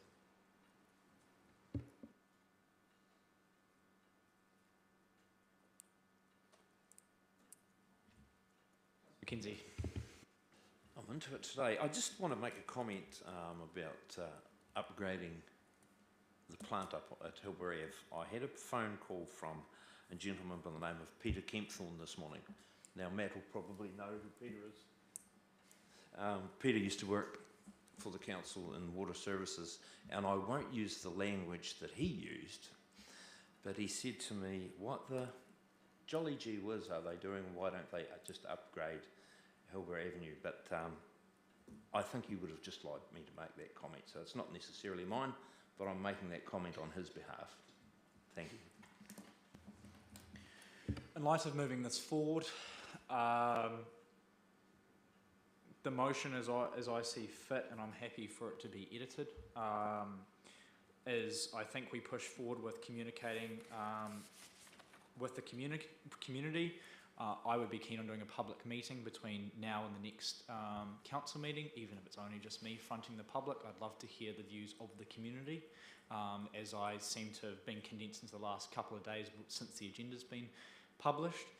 If this could come back to the next council meeting in terms of progress of where we're at with community engagement, we might get a resounding one way or the other to keep the fire in this conversation and keep us moving forward. Is that the way we're heading? Can I get a mover for that motion? Does that make sense? Sorry. Yes, Susan? Okay, cool. Fantastic. Do I have a mover for that motion? Councillor Mackenzie and a seconder. Councillor McDonnell. Do we have any further debate? I'm going to go Councillor Reid. Yeah, thank you. I'd like to actually ensure that our communications officer actually has the opportunity to go down a parallel path with this. I take, I think, Councillor McPhail's point about how with public meetings you often get the most vocal, who are quite prepared to stand up, and poor old Joe Bloggs sitting in the corner is not going to do that, whereas if you present them with a different media to do it, whatever, which way it is, even if it's just filling in a survey form, you get a better picture of the entire community. So I really strongly feel we need to have all of those actions going forward.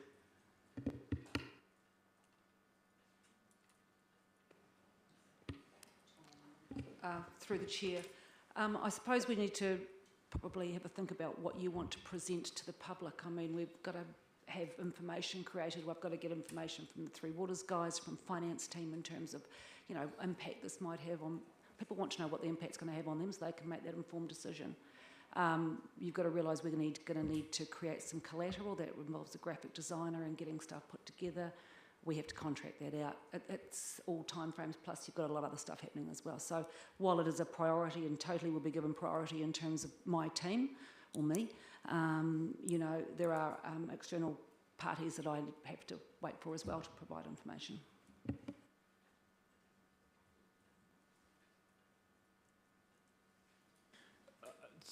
Yeah, Councillor, I said. So, Mr Mayor, could you just clarify the motion that you're proposing? Is it the option 4 with the three prongs? So it's basically the recommendation we have in front of us, except you desire to have a public meeting before we meet again. And to have a report come back to council, next council meeting, as to how we're tracking with that engagement. Okay, Yeah. great. Thank you. Councillor Hovell. Rather than a public meeting, I'm wondering if we adopt the approach that Environment Southland has used on some of its flood bank proposals, where they've had a drop-in meeting. So rather than having everyone listening to someone talking over a period of 3 hours or whatever, people have the opportunity of coming in and talking one-to-one with people that are in the room, including staff, elected representatives and yourself. I think that would be a far more efficient method and allows the quieter people to actually express a one-on-one view, and we need to give some thought as to how that's recorded, but I see that as far more efficient. and in fairness to this report, it is included here as a drop-in sessions at key locations with the conversation caravan. My concern with that is, as Sonia alluded to, the amount of material that has to be produced for those drop-in sessions. A public meeting, it is us showing up and the public expressing their concerns and asking us questions. I feel like we're all pretty knowledgeable around the table. A drop-in session, I expect there's a bit more under, like, you know, you have the report here and staff that can talk to it is the key difference there. But we could, yeah, I mean, we could look at timeframes for drop-in sessions. I guess the drop-in session will be a lot like the AMP show, where from the conversations that Matt had, it was 50-50 at the end of the day. And my reluctance from doing this entire process is that we end up back in June with a 50-50 split of the community, and we're still sat here going, what do we do next? That's why I'd like to bring it to the next meeting. Hopefully, in the space of a month, we get, you know, there are some very vocal people that I'm sure will put together a very good argument as to which way to go. And we will try our best to get in touch with the less vocal people, and that will give us hopefully a better understanding of where to move forward. We've got to make a decision on this, guys. We have to keep moving it forward. Do we have any further debate? No, the motion is there. All those in favour, please say aye. Aye. And against? And the motion is carried. Thank you, councillors. Let's move on. I'm just going to go back. Sorry, I've just skipped over. We're going to go point 11. I skipped over it earlier when we were talking about... Oh, we've hit the 2-hour mark. Should we have a break? People want a break? It sounds like Keith might want to... Well, standing order say that where the meeting goes for more than 2 hours, we have to take a break. Yeah. So I think a 5 minutes adjournment to stretch the legs, get some water for those that need some sort of ingestion. Be helpful. Thank you. Yeah, thank you for that. So we'll pause for a 5-minute break and then we'll come back.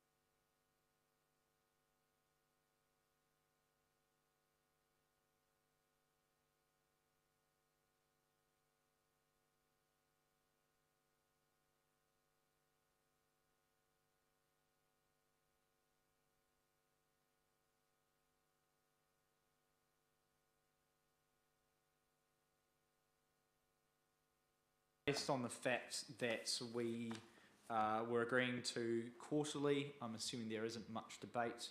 But are there any questions for government support? So we're at number 11. Page 74.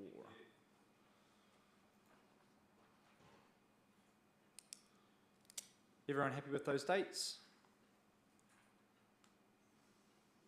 Just for clarification, Susan, obviously they start at May, June.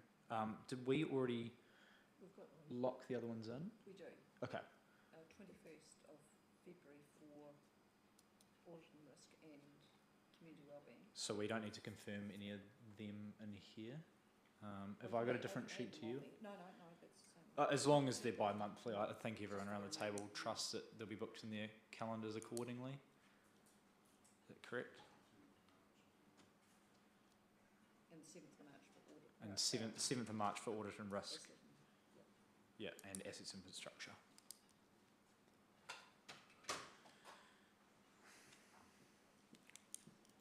Could I please have a mover that the proposed meeting schedule for the standing committees for the remainder of 2023 be approved? Councillor Hovell and seconded by Councillor Stringer. We'll put the motion. All those in favour please say aye. And against, and the motion is carried. Over the next page to the Rural Roads Subcommittee. So page 75.12. Did the Chief Executive want to add anything to this report? No. Fantastic. Were there any questions for the Chief Executive? Councillor Phillips. Just one thing, Your Worship, it would probably be prudent to put initials in McPhail to rectify that, because it's two McPhails.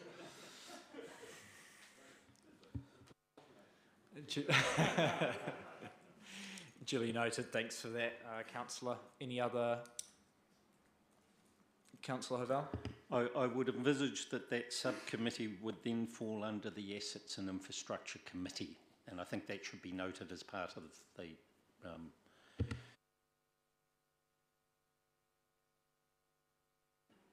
Through Your Worship, yeah, we can just put reports to the Assets and Infrastructure Committee.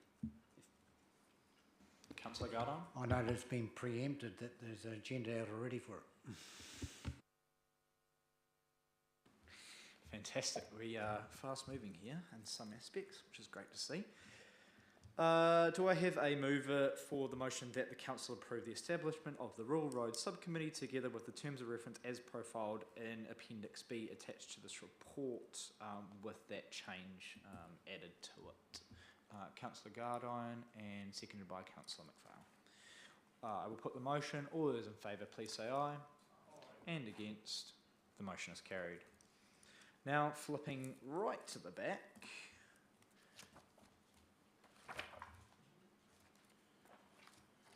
So page 17, 170, point 70, the adoption of the annual report. Did the report writer Lorne want to add anything to this?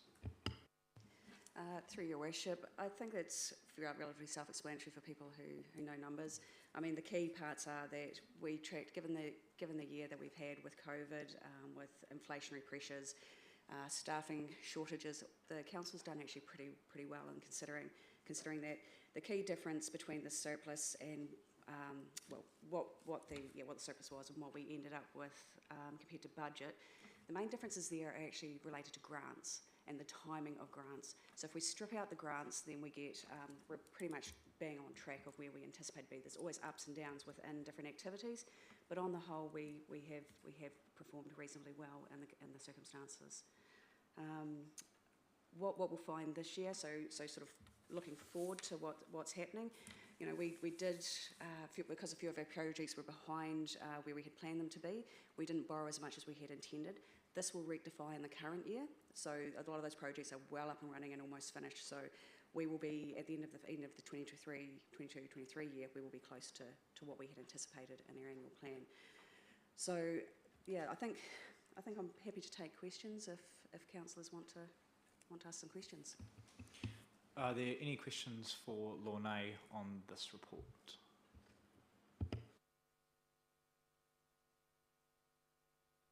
Councillor Reid. Not a question, but I'd just like to congratulate Lorne and the team members. And know you're down one again now, so, but it's been a really hard slog, and I appreciate all the extra time and effort that you've put in and with the rest of the team over the last 12 months to get to this stage. It's well done. Thank you for that, Councillor. Were there any other questions around the table?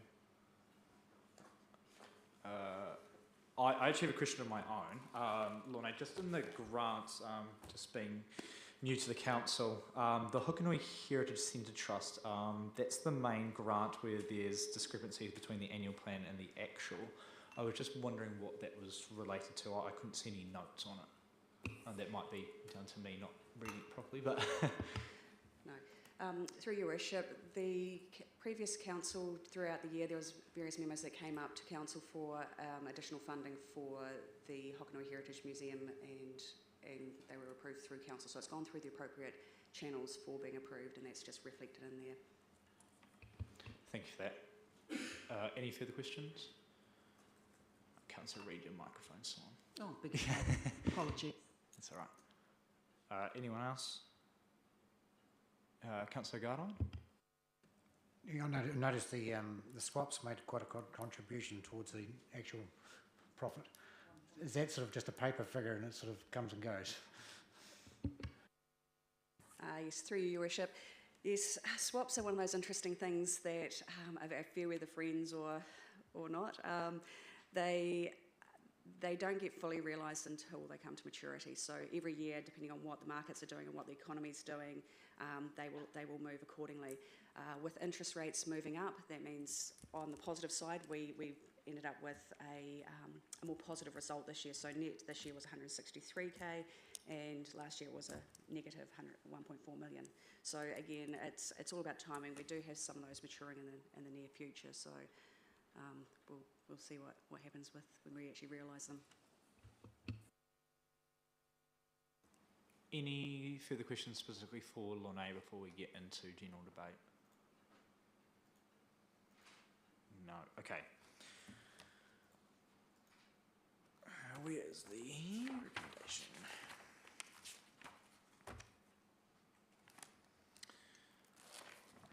Do we have a mover that the report be received, that the annual report for the year ended 30 June 2022 be adopted, and that the Chief Executive be empowered to make topographical and layout changes necessary for publishing the document? Councillor Reid, seconded by Councillor Phillips. And now it's open for debate or comment. I guess to open it up, coming as a new councillor and ultimately pretty close to member of public, I find this hard to read, and that's no detriment to the staff. They've prepared it beautifully, but I think it's a conversation we need to have at a governance level about the level of reporting, more so into next year. I think for this year, it needed to be done, but to help us better understand just kind of where we're tracking. I know that the legislative obligations is to provide the LTP summaries in here, but comparing these to actuals in other years, they're quite different to what was proposed in the LTP, and I think that's relevant when reading this document. As a councillor, I find it confusing, and I'm sure other councillors will talk to Lorne to have things explained. Once again, not the fault of the staff, but ultimately I think it's something we need to look into for future annual reports and the way that they're structured. And ultimately making sure that our staff can hit their targets, because there is a lot of not achieves across the board, and I understand there was external factors, but ultimately we want to be able to, for our staff to achieve their goals. Those are my 2 cents from reading the report. I don't know if that starts the debate. Lorne, I'd love to hear your comments. Thank you, Your Worship. These documents are very prescriptive, very legislative, and we have very little wiggle room into changing anything with them. They are set down by the OAG and by the New Zealand chartered accountants. So there's very little room. There can be more narrative. When you were referring to the statement of service performance and not achieves, they are part of the LTP and they are service performance measures or performance measures. Compared to last year, we have improved. Like last year, overall we had 62%. This year we're up around 67, I believe. So there is improvements being made, and a lot of those are beyond our control. One I'd like to point out in particular, or two I'd like to point out, to do with water. And it was through no fault of staff that we missed those measures. The lab did not pick up the testing results, so it meant we failed because they didn't pick up one testing result in time. With the other ones, we're working towards Protozoa and the New Zealand drinking water standards, and that's all to do with the bridge. So 5 of those measures that we missed are related to water and not part of anything that is in our control at the moment. So I just wanted to clarify that for people who may be listening and for elected members, and I'm happy to sit with any elected member at any time and talk through what the results mean. Thank you very much for that, Lorna. That provides an extreme amount of clarity, so thank you very much. Councillor McFarlane.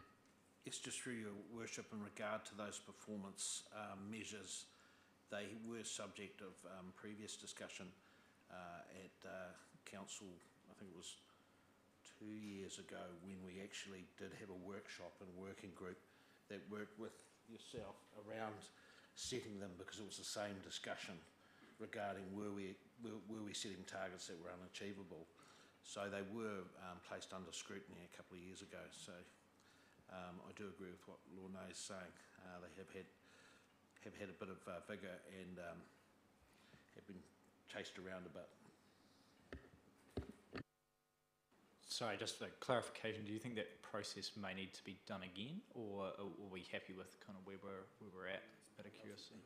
Part of the RTP? Okay, cool, fantastic. Thank you for that. Do we have any other comments around the annual report? Councillor Dixon? Thank you, Worship. Sorry, I do have a question for Lorna. I was just wondering if the mayoral task force for jobs, has that funding come through? Because I see there was a shortfall there. Through your worship, it wasn't a shortfall, so in the expenditure, it's in both the income and the expenditure, but because it's a grant that's awarded every year, it has to be applied for. So at the time of going to annual plan, we could not put it in as an anticipated income or expenditure.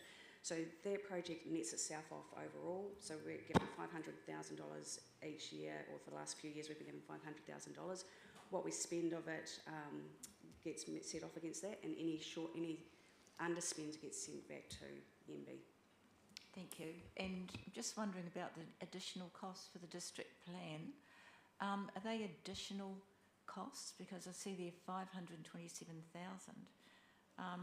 Or are they included in because we had to rush through some of the district plans? So is it going to end up at the end being the same cost or more?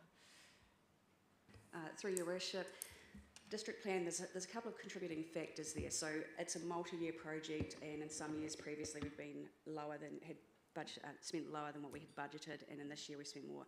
There was the decision made to accelerate the district plan to get it out for submission and notification earlier. So it has been front-loaded into this year. So there's budget set in for 22-23 that they may not be spent.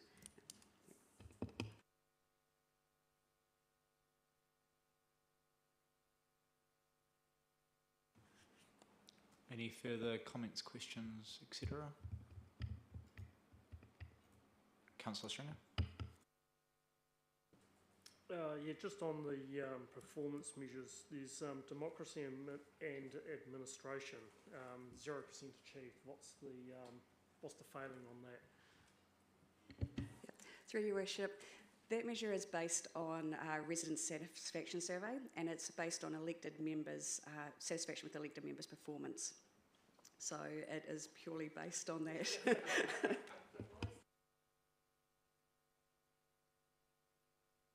No pressure.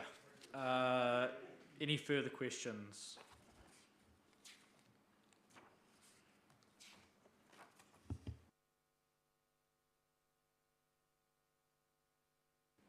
No further questions around the table? I will put the motion. All those in favour, please say aye. And those against? The motion has been carried. Yay, now onto the easy stuff. Well, should be. Let's bring it right back to the start. So we are now just following the order that they fall in. Item 7, page 35. That's the one.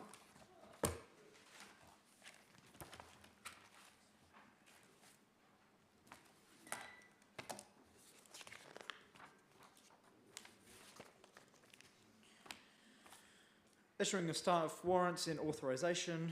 This one is pretty straightforward in my opinion. Did we have any questions for the Chief Executive on this one? No. Can I please have a mover that the Council appoint and authorise Bridget Ann Sim to undertake various enforcement-related duties in accordance with the Local Government Act 2002 and the Resource Management Act 1991.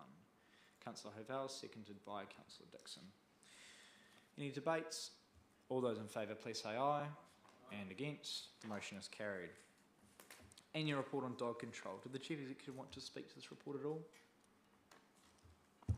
Not particularly, Your Worship. Look, it's an annual report that we must compile. It's useful. It gives a statistical breakdown and highlights issues that have occurred in the previous year under review. It's a difficult area of the council's operations where you get 95% of dog owners or more who have no issues, and this very small percentage consume a lot of time and attention. Thank you for that. Any questions of the Chief Executive regarding this report? Could I please have a mover that pursuant to section 10A of the Dog Control Act 1996, the Gore District Council report on dog policy and practices for the 2021-2022 be adopted? Mover Councillor Gardine, seconded by Councillor Richard McPhail. The only thing I have to add there is apologies to the public around the delay in this report. Some members of the public expect it late last year. That's been due to mainly staff illness. So apologies for that. But otherwise, I will put the motion. All those in favour, please say aye. And against? The motion is carried.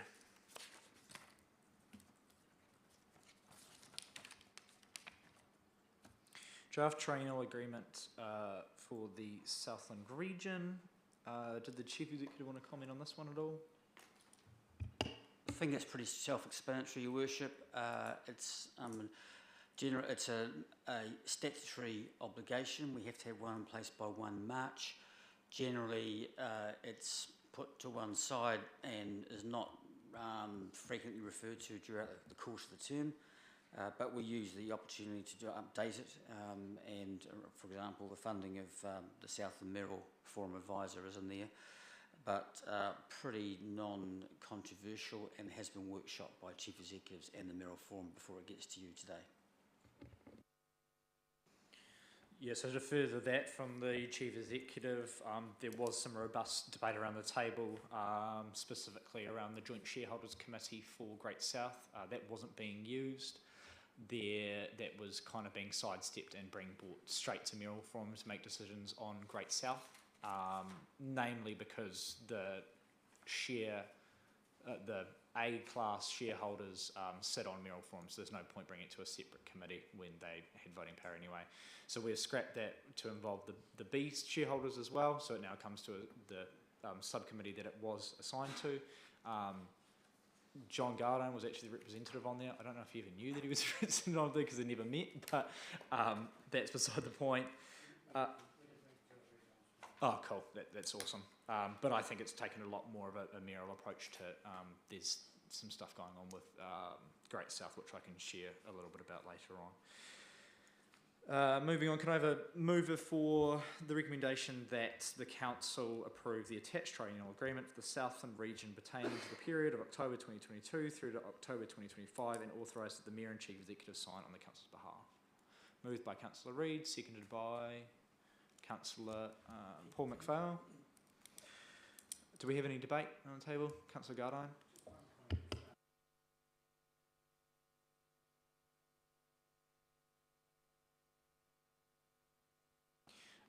It's a separate process. So it's a process that comes that subcommittee where ultimately Great South comes to us with how much funding they're going to need, and there's a bit of back and forth, which we're in the process of at the moment, finalising what those numbers look like. To summarise it, Great South has asked for significantly more money, and as you're well aware, most councils don't have any more money to give at the moment. So that's definitely been back and forth, and it's a yearly process. Councillor Stringer.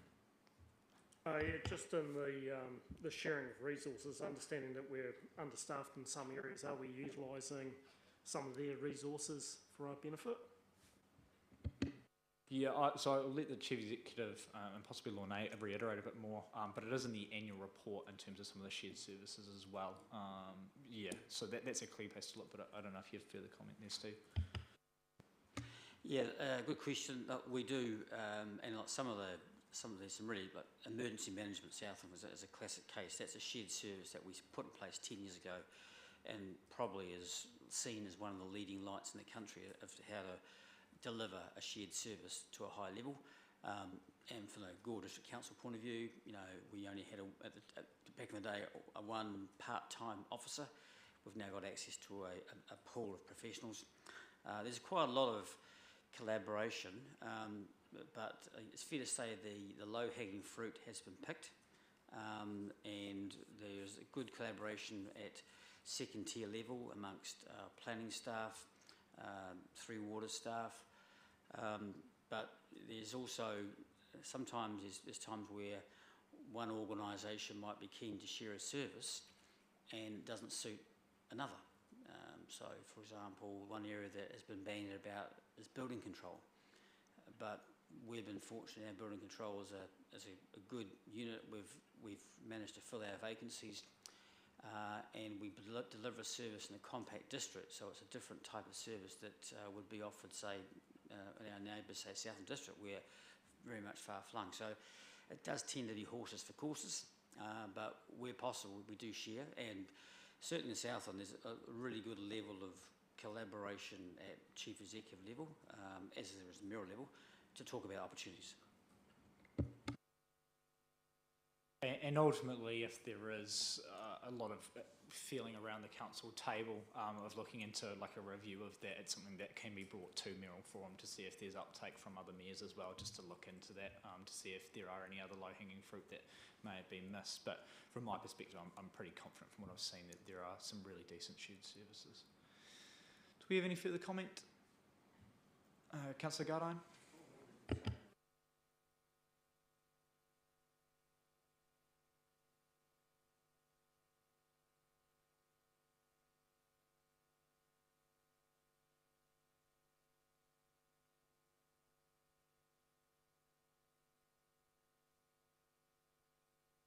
What point, sorry, on here?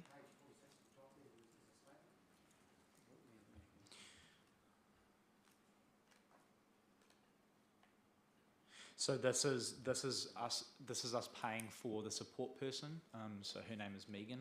She does a fantastic job. So she sits under ICC, but we all contribute towards her salary for the support of these committees. Yeah, so she also does like the same role as Susan for the Great South subcommittee. Yeah. Just one position only. Yeah. Not Great South. No. Yeah. Just one position. Any further comments? No. I will put the motion. All those in favour, please say aye. And against. The motion is carried. Item 13. Yeah. Page 80. Your Honour, we haven't completed the matters on item 10 relating to terms of reference. Do you want to do that now? Item 10. Item 10, which is the terms of reference for the various committees. Or am I wrong in the motion that we had earlier takes that into account? I believe it does, yes. Because I raised the issue of the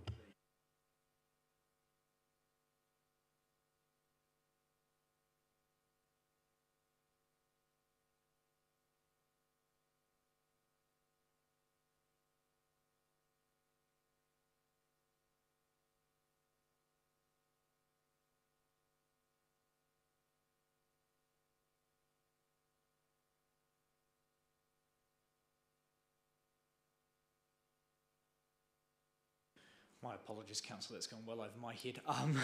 Did you have a comment on that, Steve?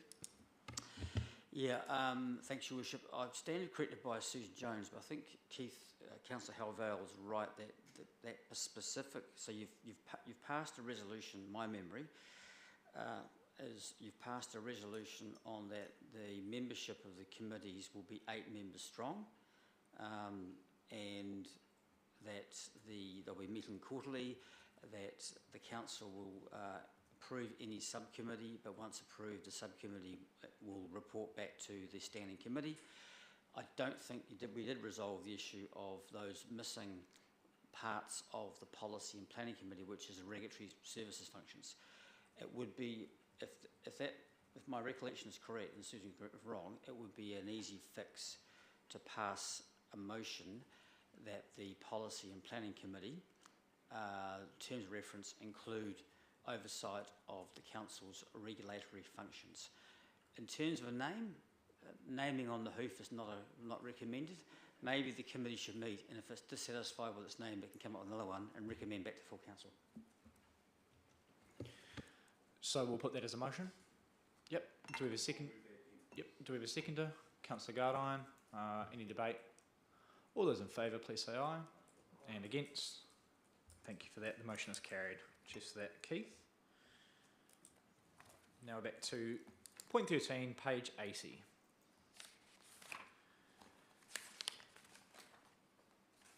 I will... Rex, did you want to speak to this one, or would you like me to let... Yeah, councillors. Councillor, I know that both Keith and Glenys have been working on this. Did they have any comment they wanted to add to this item? Councillor Dixon. Thank you, Worship. I just have a few comments to make about some of the process that isn't particularly well thought through, like the lack of clarity in terms of definition, the exclusion of a local voice in particular, because there seems to be centralisation of control here, and the power once again is taken from local communities. So in my view, I think the submission is very good and covers all those points, but there's a lack of clarity in the whole process, and I'm not particularly pleased with the way the ARMA is going to change if it changes this way. And I also note the people on the select committee are all list members. None of them are actually appointed MPs, so do they understand that local input is very important in this process? That's just my comment. Thank you for that, Councillor. And it seems like there is a trend with these reforms that are coming down that the process isn't being well thought of, and it's leaving up to local government to kind of hold the burden on that one in particular. I know the same sits with 3 orders in future for local government. It's been proposed, we have to deal with it, but how we deal with it is not being clarified whatsoever. Councillor Halvale, did you want to speak at all? The draft submission's in the agenda. I don't want to add any further time, but I'm happy to answer any questions people might have. Thank you for that, Councillor. Do I have a mover that the report be received, the Council approve with any agreed amendments, the draft Gore District Council submission, Natural and Built Environment Bill and Spatial Planning Bill, and that the Council requests the right to speak to its submission at the Environment Select Committee and delegates this responsibility to Deputy Mayor, Councillor Keith Halvale and the Chief Executive. Moved by Councillor Gardine, seconded by Councillor Richard McPhail. Do we have any further debate? I'd just like to thank them for doing the submission, and I think it's quite a technical thing to do. Done very well. Thank you for that, Councillor. Councillor McPhail. Yes, I was just seconding that. I think the most appropriate Councillor Dixon with her Resource Commissioner or training background, and obviously Councillor Halvale with his extensive background and this sort of thing. I think it's quite appropriate that we give them a delegation to speak on behalf of the Gore Council. And I would tend to agree. My gratitude to both the councillors involved with this. It is one less reform that I have to bear the brunt of, so I really appreciate the hard work that's been put in. And I look forward to hearing how the speak at the Environment Select Committee goes. Councillor Hovell. May I just acknowledge the input that the staff has had, which is probably greater than what the elected representatives have put in, and it's greatly appreciated. Thank you. Sorry, who are they? No, just joking. Yes, thank you to the staff as well for the hard work that they've put in on this one. I really appreciate it as well. I will put the motion. All those in favour, please say aye. And against? The motion is carried. Moving on.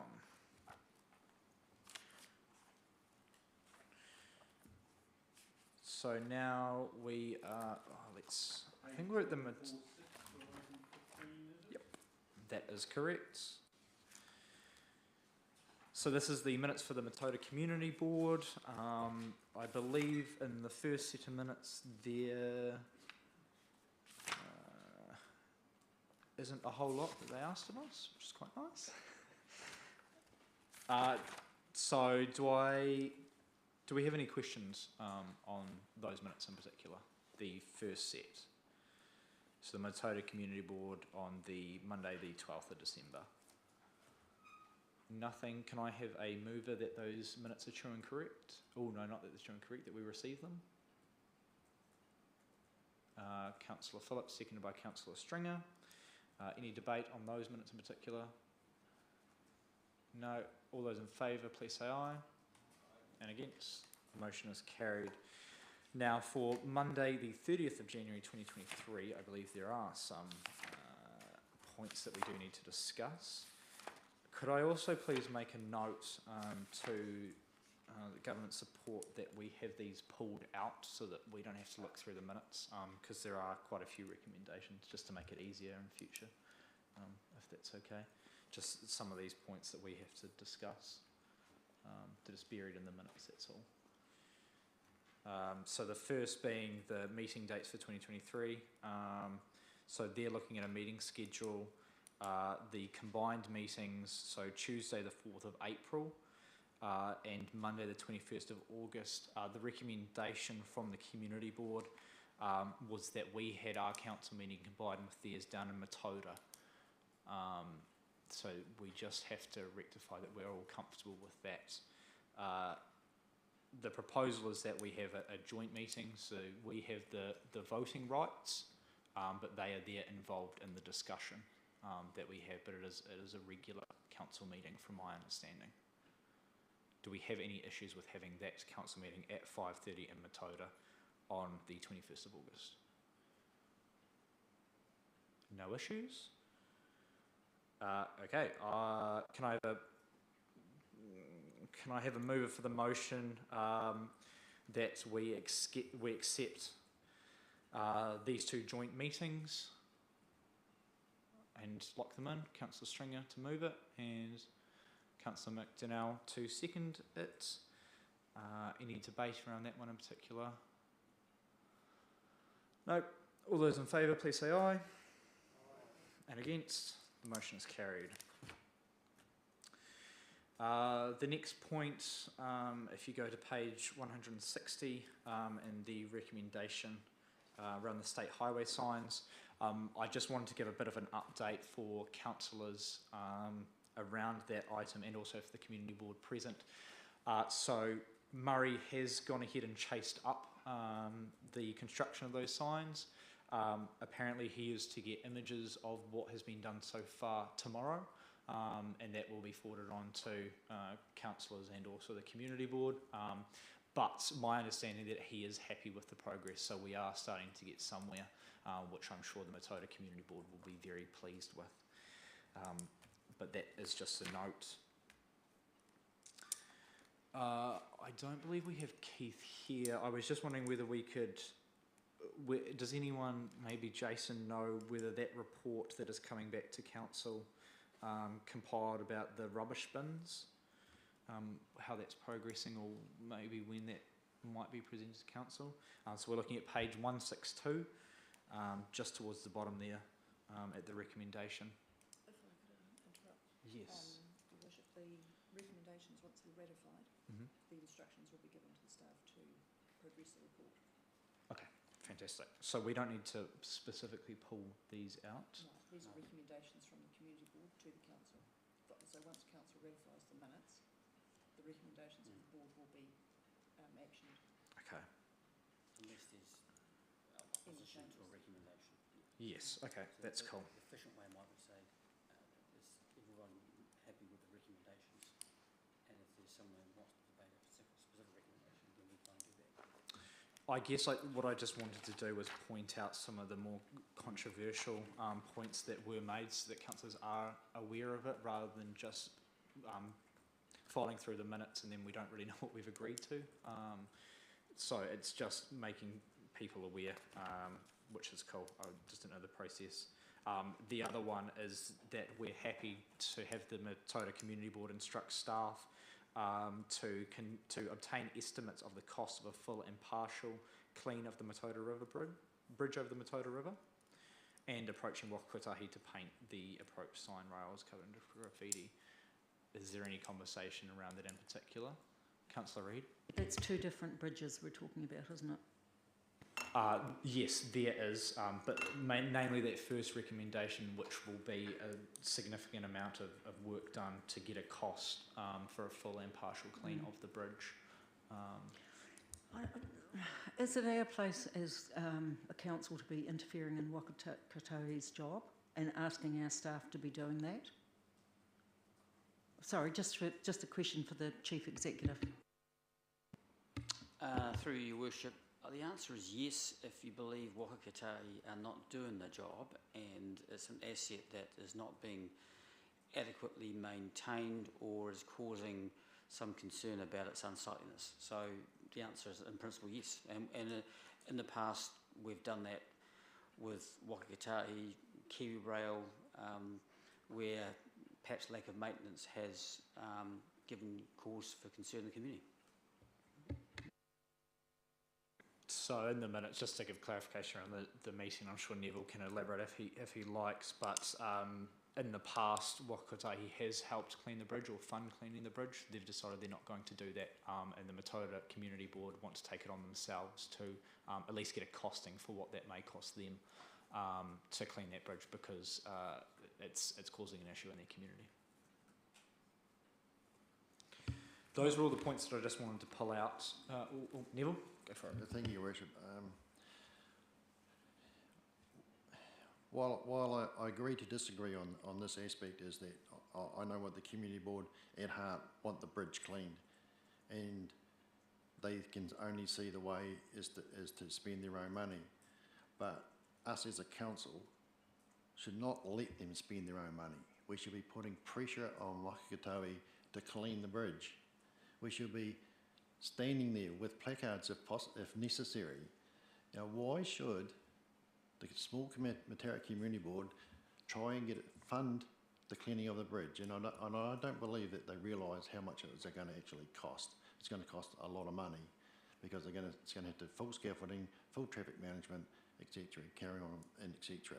So I think as a council, we should back them 100% and say, put the pressure on Wakakotahi to say, look, this is a disgrace. It's a disgrace to our town. It's our entrance to our town coming in from State Highway.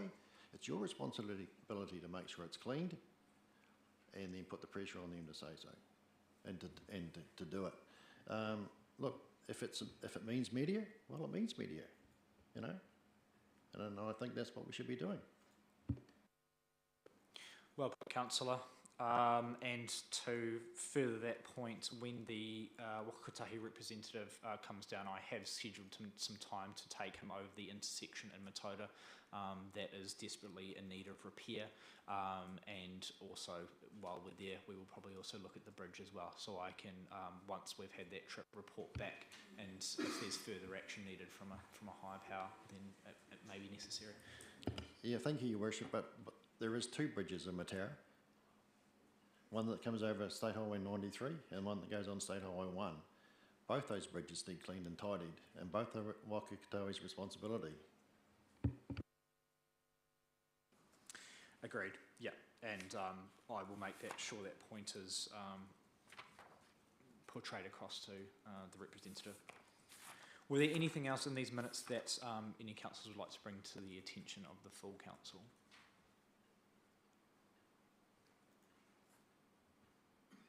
Did Nikki have any comment?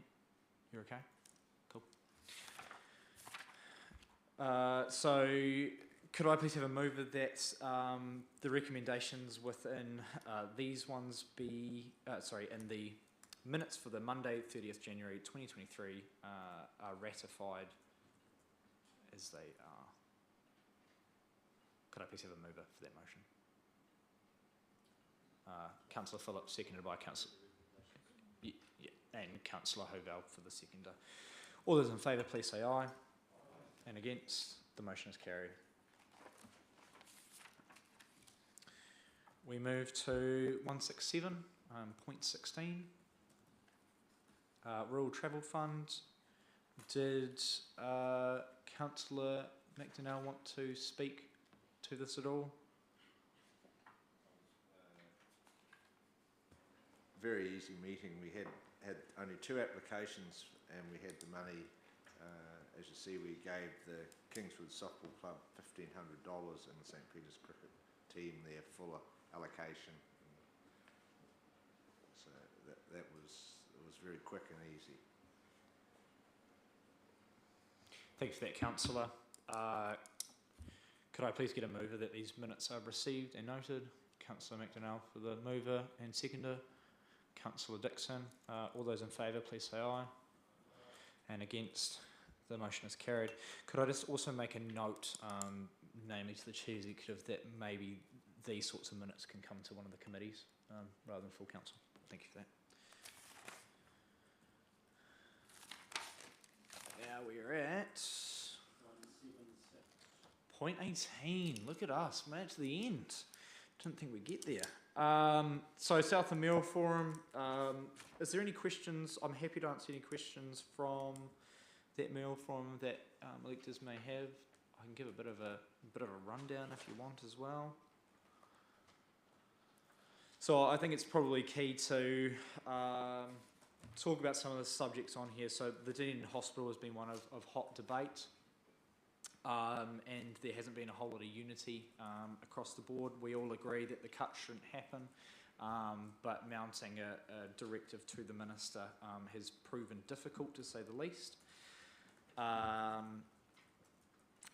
The Gore District at this moment has, through me, because I've been involved in it a lot, has taken a step back. I have no interest in threatening the Minister at this stage, and I've tried to work through other solutions that haven't particularly gone anywhere.